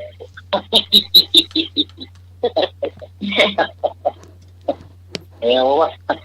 เมียว่าทอดอย่างเดียวนี่โอ้ยเตียวไม่เหลือเดียวนะ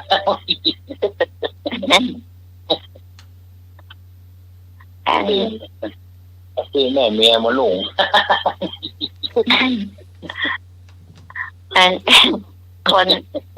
คนที่ทำงานไปก่อนเนาะ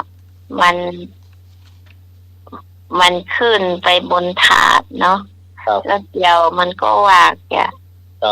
าเสื้อมันมัดเอวไว้เนาะอันผู้หญิงเนาะอันตอนนี้แฟนมันเอาเกี่ยวมาแฟนมันก็ทำงานมันก็มาไปได้มันก็เอาเสื้อมัดอยู่อันทั้งวันมันใจเนาะอยู่แม่แฝกมันหรอแล้วก็มีผู้ชายบางคนอันนั้นเอาเข็มกับได้เอาไปเข้าห้องเย็นไปเย็บเที่ยววักอันนี้เล่า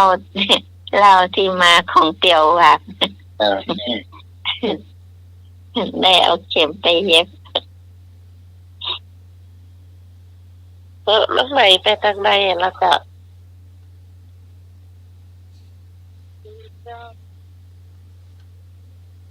ทำไมกำลังเตียวเดินจงกรมอยู่เนาะยังได้ยินแววไอพงมีอันปัญหาก็เอามาถามได้เลยค่ะไอนึกเนี่ยเหรอเชี่ยววากอ่ะเชี่ยววากเขาแห่เอาไปวันค่ำคือลุงกล้าที่ยกแขนเหรอเข้าบ้านมาเขาแห่วาก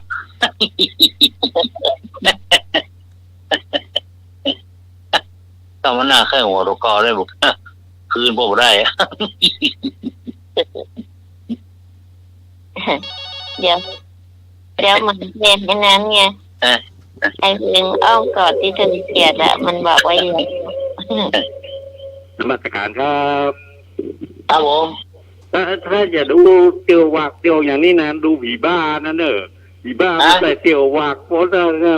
ะ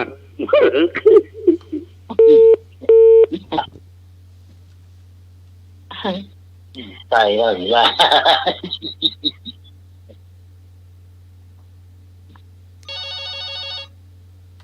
ครับ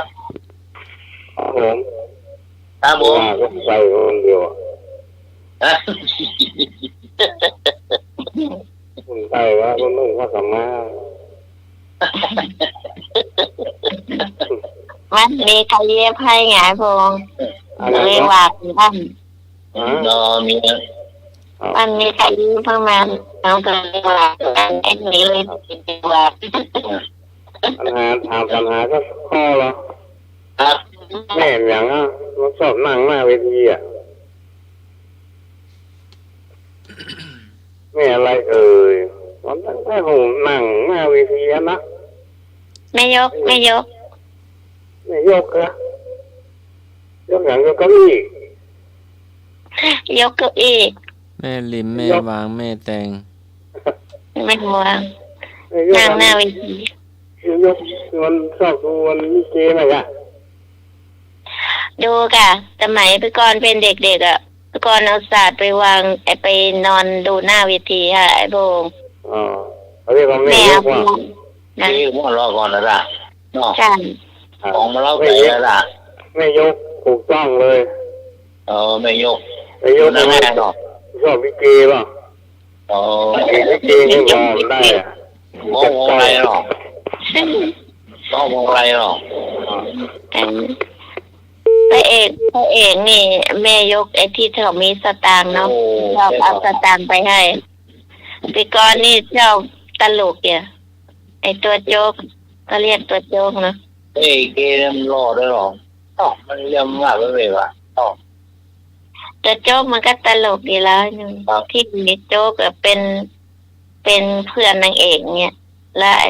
โจ๊กผู้ชายมันก็เป็นคู่ไปเอกเนาะตลกเดียว เคยหันใครคณะนี่ก็ก้านยาวดาวลายนะโอ้โหไอ้เอวันนึงส่งชื่อเลยเสียก้านยาวดาวลายมันตัวมันสูง ไอ้พงเคยเห็นมันหล่อไหม อะไรนะ มันหล่อไหมล่ะ อาการยาวนี่เหรอ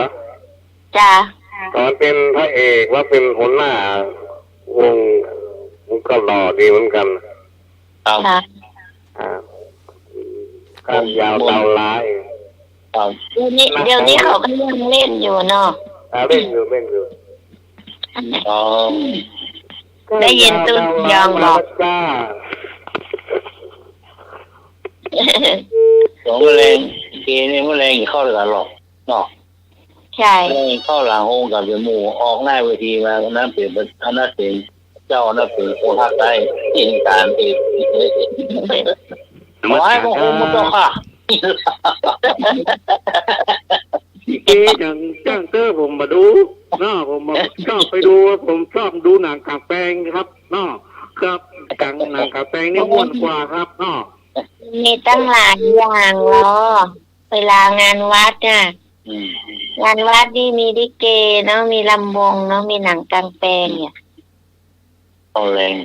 โต๊ะหมู่อยู่ด้วยกันนะออกหน้าเวทีนั้นเป็นนั้นเจ้าไว้มาโคมจ้า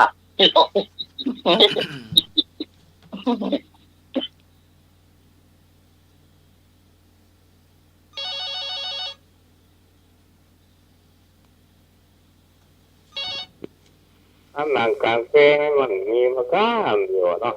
มีอยู่ก็ มีแล้ว มีมันเนาะ ครับมีแล้ว นี่ไม่มีนะ มันต้องนิยมกันเลยมาดูหนังไปดูหนังลุกยุงตะมาบ้านดูหนังโอ้วะ ครับ อ้าวแต่ก่อนมันมีเนาะภาคที่คนมันภาคอยู่ตรงไหนมันภาคเสียงฟิล์มเนาะมันภาคคนเดียวมันภาคทั้งผู้หญิงผู้ชายตัวโกงตัวดาวไล่อะไรภาคอยู่คนเดียวมันตั้งทีนะไอ้ที่ฟิล์มมันเป็นบนหัวน่ะเนาะไอ้หนุ่ย ครับเนี่ย อันเนี้ยเป็นหนังกลางแปลงโอ้ยมีหลายอย่าง คนภาคคนเดียวเนาะ จ้ามันภาคคนเดียวพอนเดี๋ยวก็ทำเสียงเป็นเด็กถ้าเป็นเด็กก็ทำเสียงเล็กเสียงน้อยเนาะเสียงผู้หญิงก็ทำเป็นเสียงผู้หญิงภาคอยู่คนเดียวอย่างมาเก่ง แต่บางทีนะภาคสองคนเนาะผู้ชายกับผู้หญิง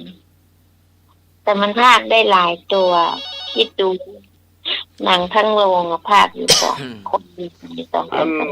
หนังเพลงอันนั้นนี่ก็ถ้าสมมติคนเล่นหนังอ่ะมันภาคหนังอ่ะภาคหนังเสียงกระจายกลายเป็นเสียงกระเทยเอากว้างเคยได้ยินกับเพลงเนี่ย เพลงคนเล่นหนัง คนเล่นหนังวันหน้าลองเปิดหมดเลยโอ้มันดึงดูเดิน แล้ นะ วเมืองล่ะเมืองไทยว่าเมือง ยองอ๋อตีตอนอ่ะมาดู นุ่มมือตีละต้องแล้วไอ้เป็นผู้ฟังอ่ะตีละต้องผู้ฟังอ่ะมันนุ่มมือมันหัวใจเนี่ยวันหน้าลูกเฟือนมาเนอะท่านสมัคร กับเพลงกำเมืองอ่ะ ครับเป็นคำมือครับ เดี๋ยววันเสาร์หน้าจะสมัครกองหาสิคะ วันเสาร์หน้าลองหาเปิดมันโมนนะพี่เนี่ย ครับ คนเล่หนัง หนังเล่เนาะ คนเล่หนัง คนเล่นหนัง เขาเล่หนังเนาะแล้ววันนี้พ่อแม่พี่น้องคืนนี้ข้ามคืนนี้อย่าลืมนะเนาะหนังมาเป็น35สุริมุกบอก อาจจะทุ่มครึ่งไอ้หน่วยอย่างอ้ออย่างอ้อก ำบ่เก่าแห่งกำเนาะ ครับ เจ้าได้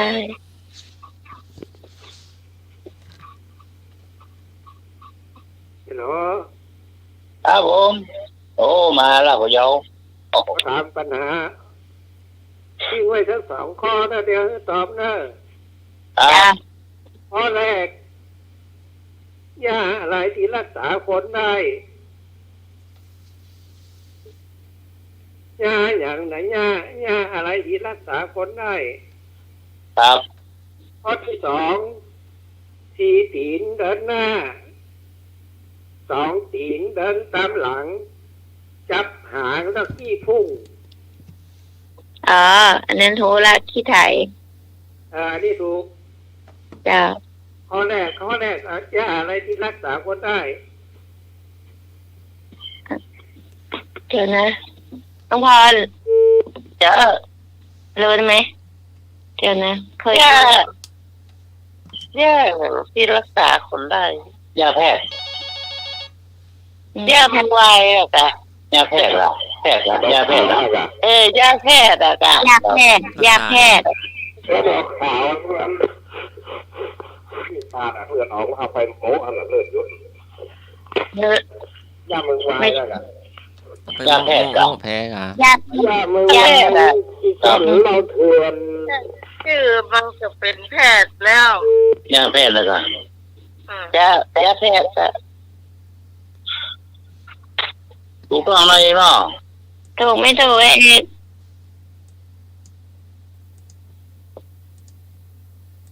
ยาแพทย์ ถ้าจะถูกอยู่ ใช่ถูกว่ามีผิวอ่ะ เดี๋ยวนะฟังจนตึกปะนอ ครับ มาละอ่ะ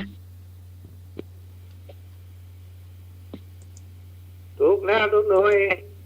ครับผมขอบคุณครับ จะถามต่อยคอนะครับ มาเลย หาไป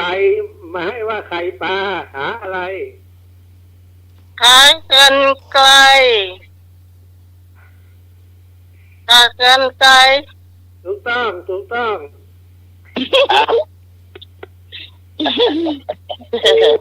เอ้ยอีจ๋าเอาปัญหามาถามกันพ่องมาน้อง ไอ้ยาเงินเนี่ยที่เพิ่มหัวใจเงินอะไรใช้ไม่ได้ เงินบาท มาถูก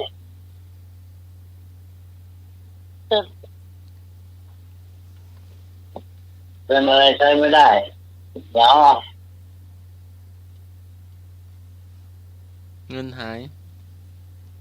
ไม่ถูก เงินแหบ ไม่ถูก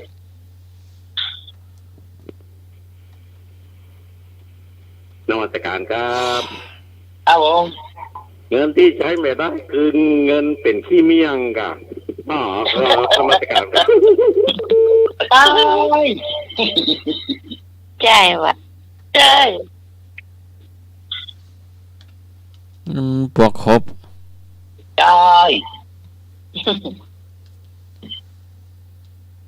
เงินอะไรใช้ไม่ได้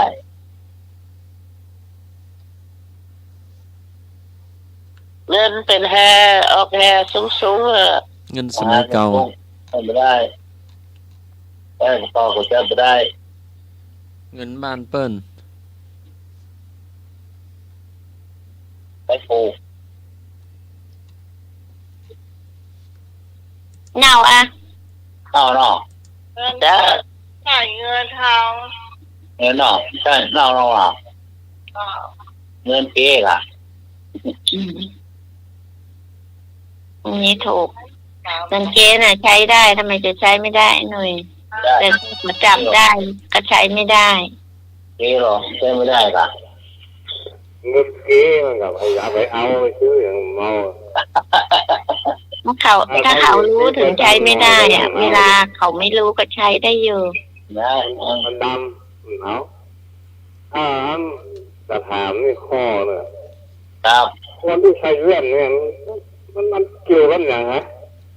ฮะ คนที่ใช้เลื่อนมันเกี่ยวกันอย่างตามันเหมือนทันทีก็ว่าอย่างนั้น ครับ เกี่ยวกับใบหูเนี่ย ก็นั่นแหละเกี่ยวกับใบหูถ้ามีใบหูก่อนเพราะคนนั้นมันมีหูข้างเดียวมาเกี่ยวมากหูอ่อนเลย ทำการเล่าหัวเนาะ ใช้หนังยืดไ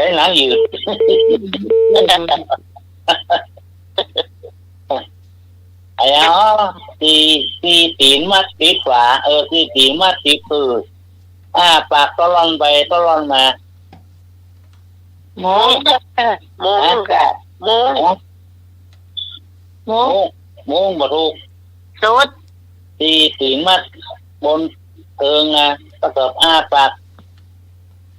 แก่งไส้แก่งไม้อ่ะ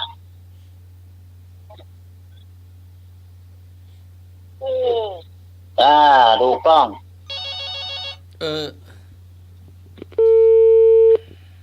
อ๋อ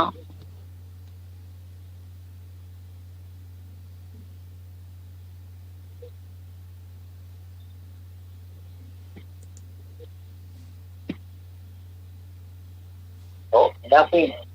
จะพูดยังไงกัน ครับดับปิ้ง เมื่อกี้เขาเข้าเหมือนพักสายอ่ะ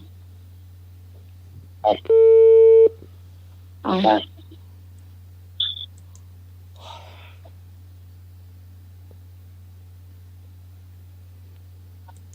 ออกมาได้เลย ครับตามมาเลย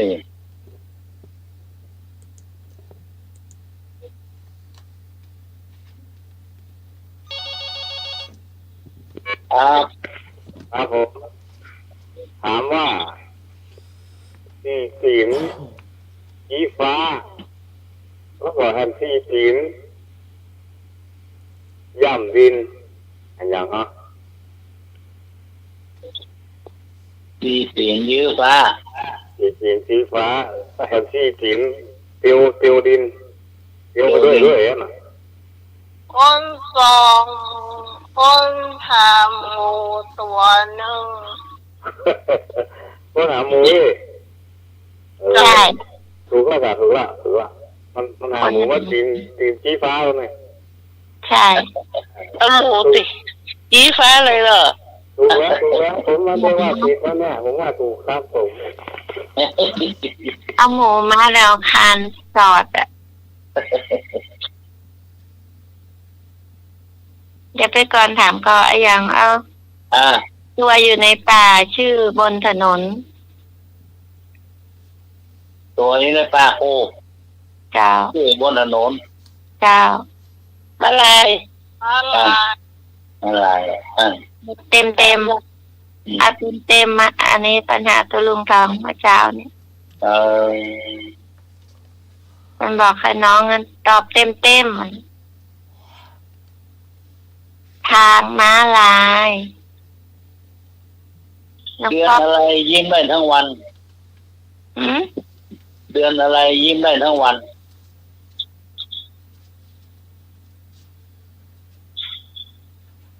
อะไรเดือนอะไรยิ้มได้ทั้งวันนอกเป็นครอบครัวยิ้มกันหมดอ่ะ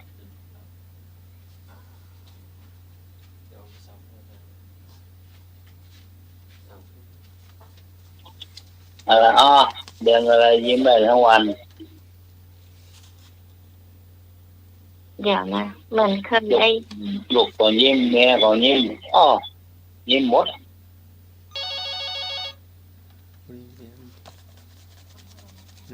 ครับ ปิดประตู เย็นยี่หน่อย ครับผม เย็นยี่ เดี๋ยวนี้ยังบ่รู้ครับ นี่ของเราม้วนดี เดี๋ยวนี้ยิ้มกันเนอะพ่อท่อ ๆปิดประตูนะปิดประตูเรา เงินออก ของวิธี ครับ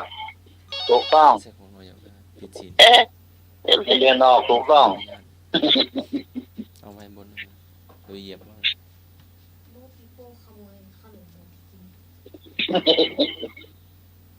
ปิดประตู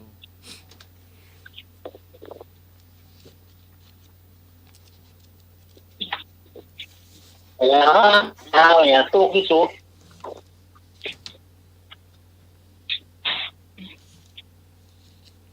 อย่างก็ ดาวอะไรตุกที่สุด ดาวศุกร์ ดาวตุกก็บ่ถูก ดาวเสาร์ ดาวเสาร์ก็บ่ถูกดาวอะไรตุกที่สุด ดาวลูกไก่ ดาวนี้ก็บ่ถูก ดาวไทย ดาวไทยก็บ่ถูก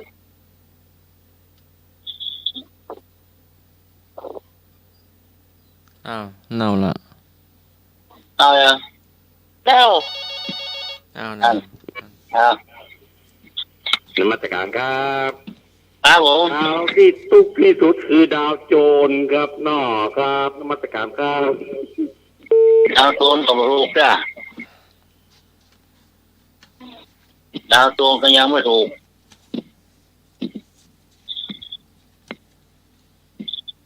ดาวอะไรตุกที่สุดดังที่สุด ดาว อืมไม่ถูกน่าระวัง ดาว อ่ามา อ้าวมาใหม่เพิ่งมาใหม่เนาะ มา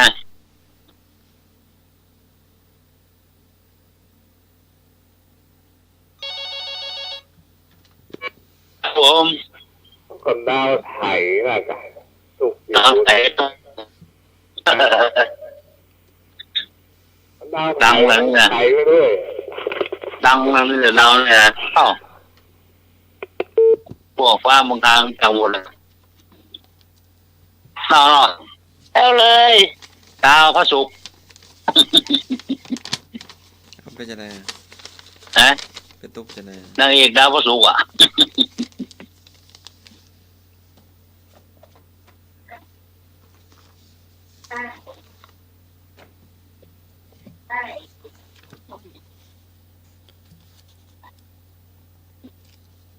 อย่างอ้อ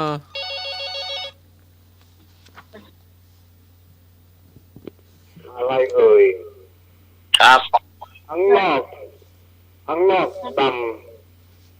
างในถ้ามันหนุ่มมันก็เป็นสีขาวอ่ะอย่างเขา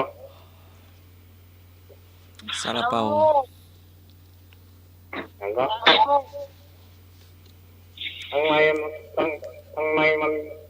ข้างนอกมันดำนะข้างในมันเวลามันหนุ่มนี่มันขาวนะแล้วก็ถ้ามันแก่มันก็ดำ เก็บครับ เห็ดหอบถูกต้ม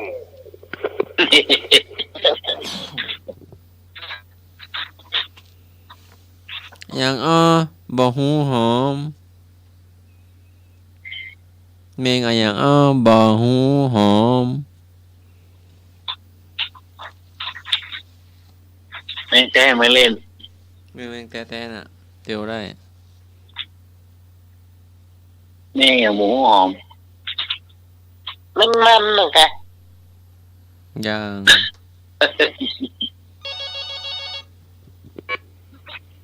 แมงสาบครับผม ถูกต้อง ไม่เหรอไม่เหรอ อ่า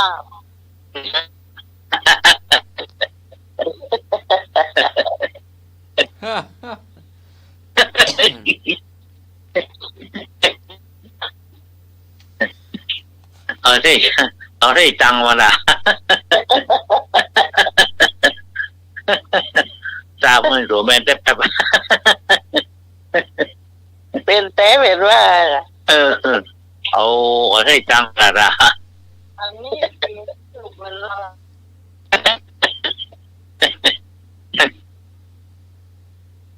ทราบก็ตัวเป็นที่ปืนตีเดียวนะ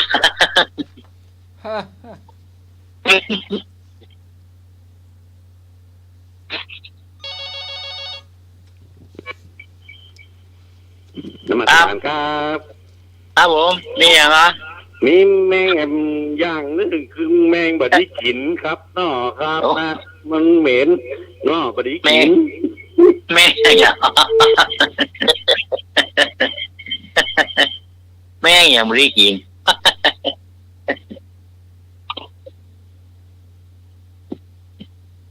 แม่นะใช่เหรอที่มันคิวๆอ่ะ เป็นดาคะ ถามปัญหาสักข้อนะครับ มาเลยครับ โอ้มา คนที่อยู่จังหวัดเชียงใหม่นี่พูดว่าพ่อฝนเมืองร้ายมหาราชกินปลาสนเพราะอะไร อ๋อเอกอะ ครับ อย่างก็ว่าไม่หรอก ก็พ่อฝนเมืองร้ายมหาราชที่มาสร้างเมืองเชียงใหม่เนี่ยเป็นสิ้นพระสนหรือว่าตายเพราะเหตุใดเพราะอะไร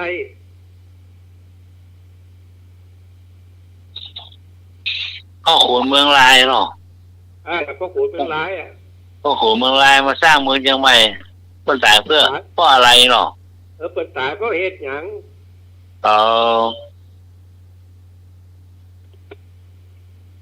เดี๋ยวกลับมาตอบนะครับ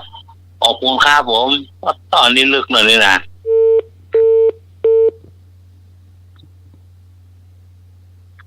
ประวัติศาสตร์จารมัก ฮะ พ่อโขนเมืองลาย คนตายเพราะเหตุอย่างนั้น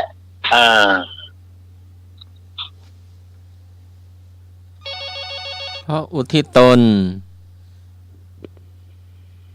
นมัสการครับ ครับ พ่อขุนเมงรายตายเพราะเท่าแก่ลายแล้วครับน้อเท่าแก่ลายเลยตายเลย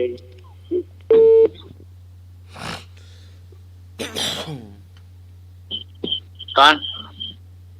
จ้า ตายเพราะอย่าง ไปก่อนได้ยินนะไปก่อนไปดูแมว พูดใหม่สิ พ่อโขนเมืองลายสร้างเมืองเชียงใหม่ตายเพราะเหตุอะไร เลยเลยนะครับ อ้าว เพราะพ่อขุนเมงรายคนออกประพาสขี่ช้างโดนผ้าผ่าตายกลางวันแสกๆอยู่ที่สี่แยกทางเมืองเชียงใหม่นะครับ ผมฟังพ่อวันลบผมมงคลบนออกอากาศอ่ะก่อนกระสืนนะครับ ตายผ้าป่าฝนหลังแจ้งเลย อ๋อครับ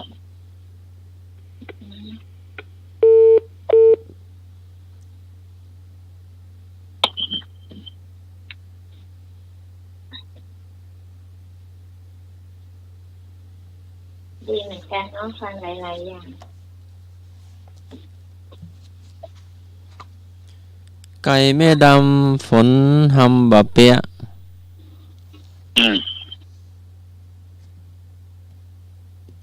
ให้เวลาคนมาเปรี้ยว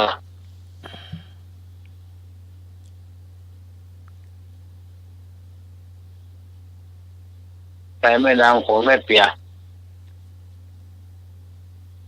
นี่แหละ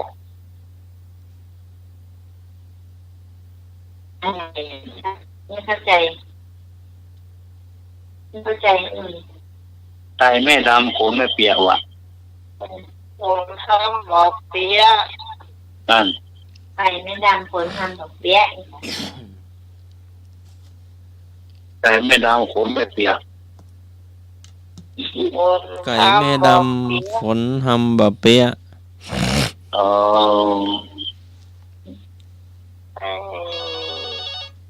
ก็ดูก่อน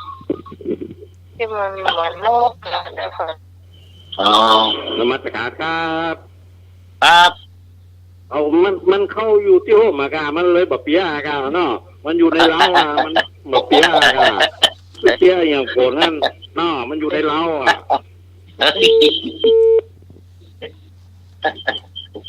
ข้างข่าวจ้ะ แมงอีบึ้ง โอ้เบื่อว่ะ นี่ได้ไหมบึ้ง ในนี้บึ้งอ่ะไอ้ ตื่น ไอ้ มา หนุ่ยไม่รู้เหรอ ปกติอื่น เคยหันเคยได้ยิน ตัวมันดำๆเหมือนแมงมุมอ่ะไอ้หนุ่ยแต่มั อ๋ น อ ปากถ้ามันมีไข่นะมันจะชักใยอยู่หน้าปาก แมงอีบึงไม่ใช่แมงอีบึ้งแมงอีบึง เออ บึ้ง บึ้งไม่ใช่ละ ตัว บึ้ง ตัวดำๆมันหรอ ดำ ดำนั่นแหละก่อนว่า ตัว เลย ตัวมันดำเหมือน ตัวมันดำเต็มขน แต่ตัวมันใหญ่ อย่างอ่ะเวลานอนมาโหลงตั้งลุ่มเอายอมมาโหขึ้นตั้งบนอ่ะแล้วดุ่มได้กับมันที่เอาโหลงลุ่มมันต้องแบบเอาโหขึ้นตั้งบนเสื้อเลย ไม่นะ ค้างคาว อย่างก็ ฮะ ไม่หรอค้างคาว ข้าวกะเล่นแล้วข้างข้าวมันนอนมันเอาปีนแขวนห้อยอะไรวะยังหัวโต๊ะอ่ะ หัวมัน เออนอนเหมือนเปิดด่า สัตว์อะไรยังขี้เราชอบเรียนแบบ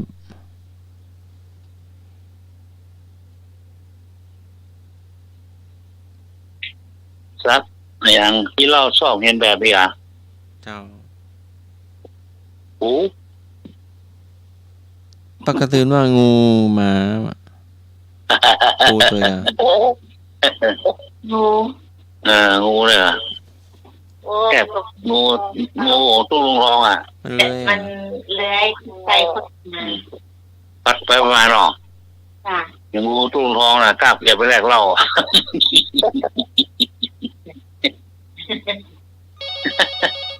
ที่เรารอปากงูติดใจกล้าเก็บไว้แลกเหล้า ทางนั้นลุงทองไม่ยิมคนที่สมัยบ่อยที่ห้าวันแล้ว ครับ ถ้าจะเป็นเทพก็เป็นอะไรอย่างของที่กันบอกมันเบอร์โทรศัพท์อ่ะ ครับ หลายวันแล้วนะตอนนี่มันกับเนาะตู้ลุงทองอะเนาะเดี๋ยว2 โมงตี 2ต้องกับเข้า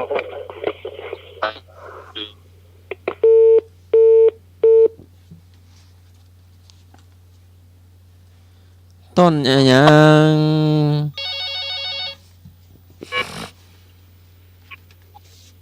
ขอขยายความอีกทีนะที่กี้มันพูดมันประจุดเพราะที่ว่า3 สหายนะที่มาสร้างเมืองเชียงใหม่น่ะ3 สหายมีพ่อขุนรามคำแหงมหาราชพ่อขุนเมืองร้ายมหาราชและพ่อภูกันยาวที่พะเยานะ3 คนนะที่ แม่นครับแม่น นั่นนะแล้วมาพิษน้ำสาบานกันเนี่ยที่รถฟ้าผ่าตายต่างมันแตกโอเคจบนะครับ จ้า ขุนนี่หรอพ่อขุนพะเยาอ่ะเนาะ ก็คนการเมือง คนก่อนนี่ตามกษัตริย์เราช่วยกันสร้างเมืองเชียงใหม่นี่วัดพะเยานี่ซื้อแก้เมืองเชียงใหม่นะเนาะเป็นไงก็พะเยาน่ะ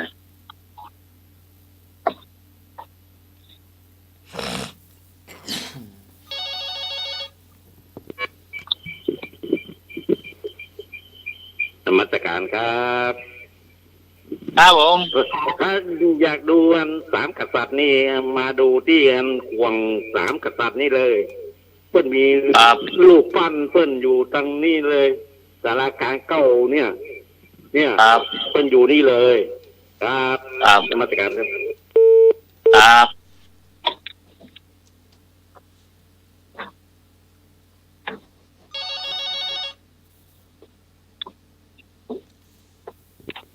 ครับผม พะเยาสมบัติรู้เป็นอำเภอพะเยาด่าขึ้นกับเชียงรายนะ อ๋อเชียงรายเนาะครับ ถ้าไปแยกกันกับเท่าจังหวัดเชียงใหม่เนี่ยพะเยาตัวนี้มันมีเท่าอำเภอ ครับอ๋อ เชียงรายมีที่พออำเภอ อ๋อ ล้มก็เป็น25อำเภอพอดีนะครับ เท่าเชียงใหม่อะแต่มัน เดี๋ยวเขาจะเอาไปยังวัดแล้วเนาะ มันจากพะเยาไปหาเชียงรายพุ่นมันไก่กัน อ๋อ เราทำธุระไก่พุ่นกันเลยแยกเนี่ยนะครับ นั่นละกา อ๋อ ไอ้หนุ่ยถามไอ้หนุ่ยจะไปอยู่พะเยาอ่ะ ฮะ ไอ้หนุ่ย ไม่แน่ไม่แน่ไม่แน่นะ อยู่ควานพะเยาเนาะ ไปรอเธอที่พะเยาดีกว่า พะเยา ซื้อปลาส้มดีกว่าก็ร้านพะเยา ให้โฮงนะให้โฮงแล้วโอ้ตันกว่า เดี๋ยวไอ้หนุ่ยจะไปละฝากซื้อเลย แพงก็ส้มพะเยาเนี่ยนะแต่มันลำมันแพงไปหน่อยนะคือผ้ามันจะแพงไปมันอร่อย ครับ ค่ะแต่มันอร่อย อร่อยนะเนาะ ค่ะแพงแต่มันอร่อยอยู่ไอ้นึกหายไปไหนไอ้นึก เรื่องว่าแหละ เออ นะ เดี๋ยวเปิ้ลจะขึ้นรถกลับบ้านกันแล้วนะไอ้นึก เลยเลิกแยกย้ายพี่ว่ามาหนึ่งเลยนะ อันนี้น้ำจืดเนอะใส่งามนะก้อนพะเยานะครับ โอ้ผมเคยไปสักคำตลอดพะเยานี่ ลูกกับเล่นกันโอ้โหเป็น2-3 กิโลย้ายถนน ครับหาดพะเยาน่ะน้ำพะเยาเนาะ ว่ายลงว่ายน้ำกว้านนะ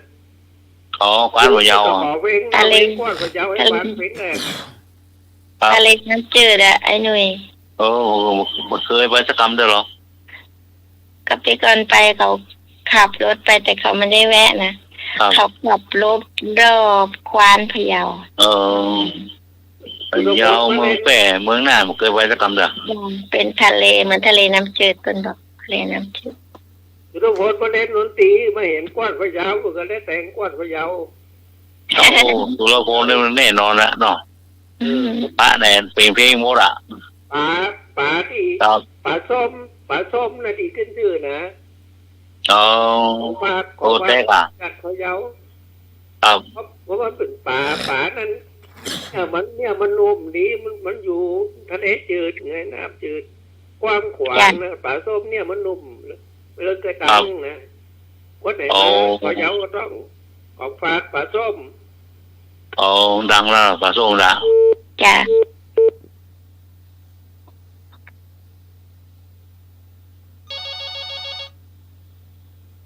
ครับ นมัสการครับพะเยานี่ผมไปอย่างเดียวก็คือดอกคำไส้ครับนอนดอกคำไส้สาวงามขนาดเลยครับนอครับนมัสการครับ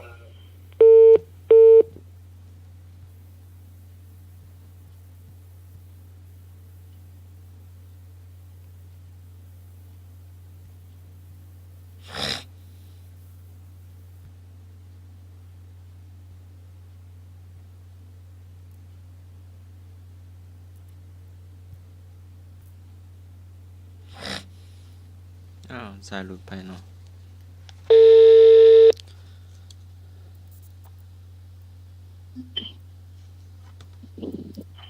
ครับลมหมดอ่ะ ยัง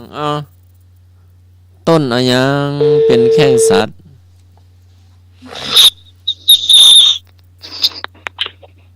ค่ะ ต้นอะยังเป็นแข้งสัตว์ ต้นอะยังเป็นแข้งสัตว์คำถามสุดท้าย เจ้า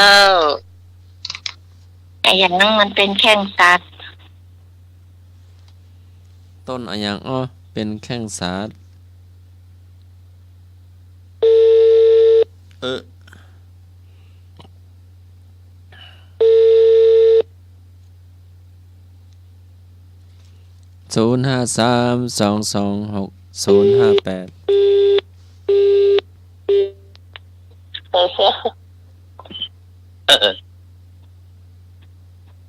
ต้นอะไรอีกอะต้นอย่างก่อน จ้ะต้นอะไรอย่าง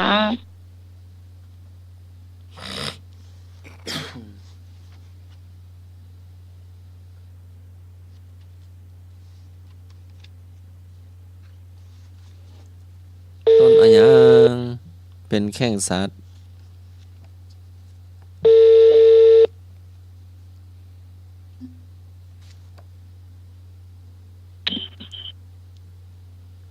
จะธรรมะเนี่ยเป็นไงใช่ไหม ต้นอะหยัง แต่ว่าไม่หรอก ต้นอะหยังเป็นแข้งสัตว์ น่ะต้นอะไรอย่างเป็นแข้งสัตว์ ต้นอะไรอย่างคือแค่สัตว์ ต้นแข้งไก่อะไร นมัสการครับต้นที่บดี เป็นการฝากหมายเลขโทรกลับ Welcome to ต้น ต้นอะไรนะคะ เอาว่าไหม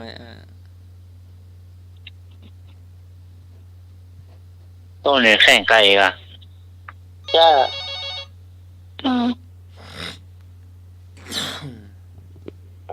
เป็นการฝากหมายเลขโทรกลับ Welcome to ต้นก้าวตื่นเป็ด ต้น มัน กิ เป็น น เว เป็ด ลาที่เรามันเป็นละ ถูกต้องต้นอ้อย ต้นจินเบดาใช่พวกใช่พวก ต้นอ้อยแข้งไก่ เนาะ จานสมัครอ้าว อ้าวเที่ยงคืนแล้วน้ำไม้ไม่ติด ตอนใหม่ก็เดินหรอ น้ำไม้ไม่ติด ไอ้คุณประภาสที่มันเป็นพนักงานซีคิวริตี้เนาะ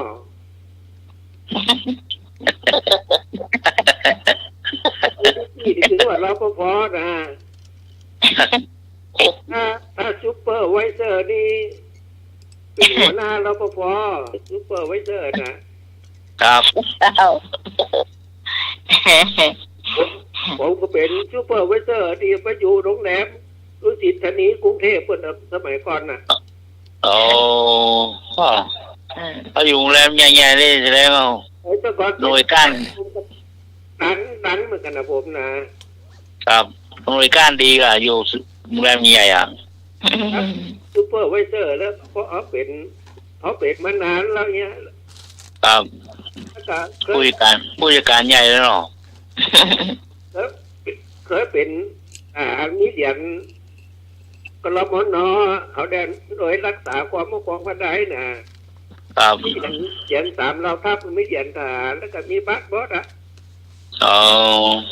แล้วเขางานง่ายไง ครับ ก็เป็นรปภก็เป็นหัวหน้าซูเปอร์ไวเซอร์ได้เงินเดือนสูง ครับ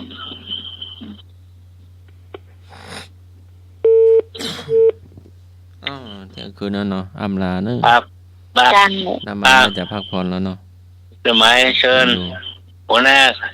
อาม่าคาเชียบ น้ำไม้น่าจะพักผ่อนแล้วเนาะเอาไปไลน์เบอร์ก็ปิด เอาครับ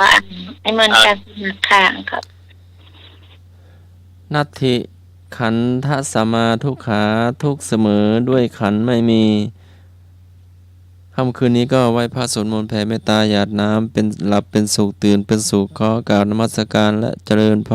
ร สาธุสาธุสาธุเจ้า ครับ พระพุทธเจ้า ครับค่ำคืนนี้ก็เวลาก็ไล่มาถึงเวลาเราเนาะเที่ยงคืนครับวันนี้ก็ที่มานไทยนะเขาเกียรติครับสมัยสุริยดอนหัวหน้าอาม่าคาเชียบครับแล้วก็ขอบคุณทุกเสียงทุกสายนะครับความมามีกันเนาะแจมโซประการกันครับขอบคุณทุกเสียงทุกสายครับขอบคุณพระอาจารย์สมุทรสวัสดิ์เมตตาเวลาธรรมะคาเชียครับขอบคุณพระอาจารย์บริการสมัครมานั่งเปิดเพลงท่านฟังนะครับ ขอบคุณนิกรประมวลเขยกลาง ค่ะ ขอบคุณพี่พรมัชนันครับก็เศร้านะครับผู้มาช่วยครับขอบคุณทุกท่านทุกคนนะครับ นี่ก็หมดเวลาคืนฐานเวลาเรื่องฐานนี้นะครับผมครับรับดีฝันดีครับผมครับดีครับ พระเจ้า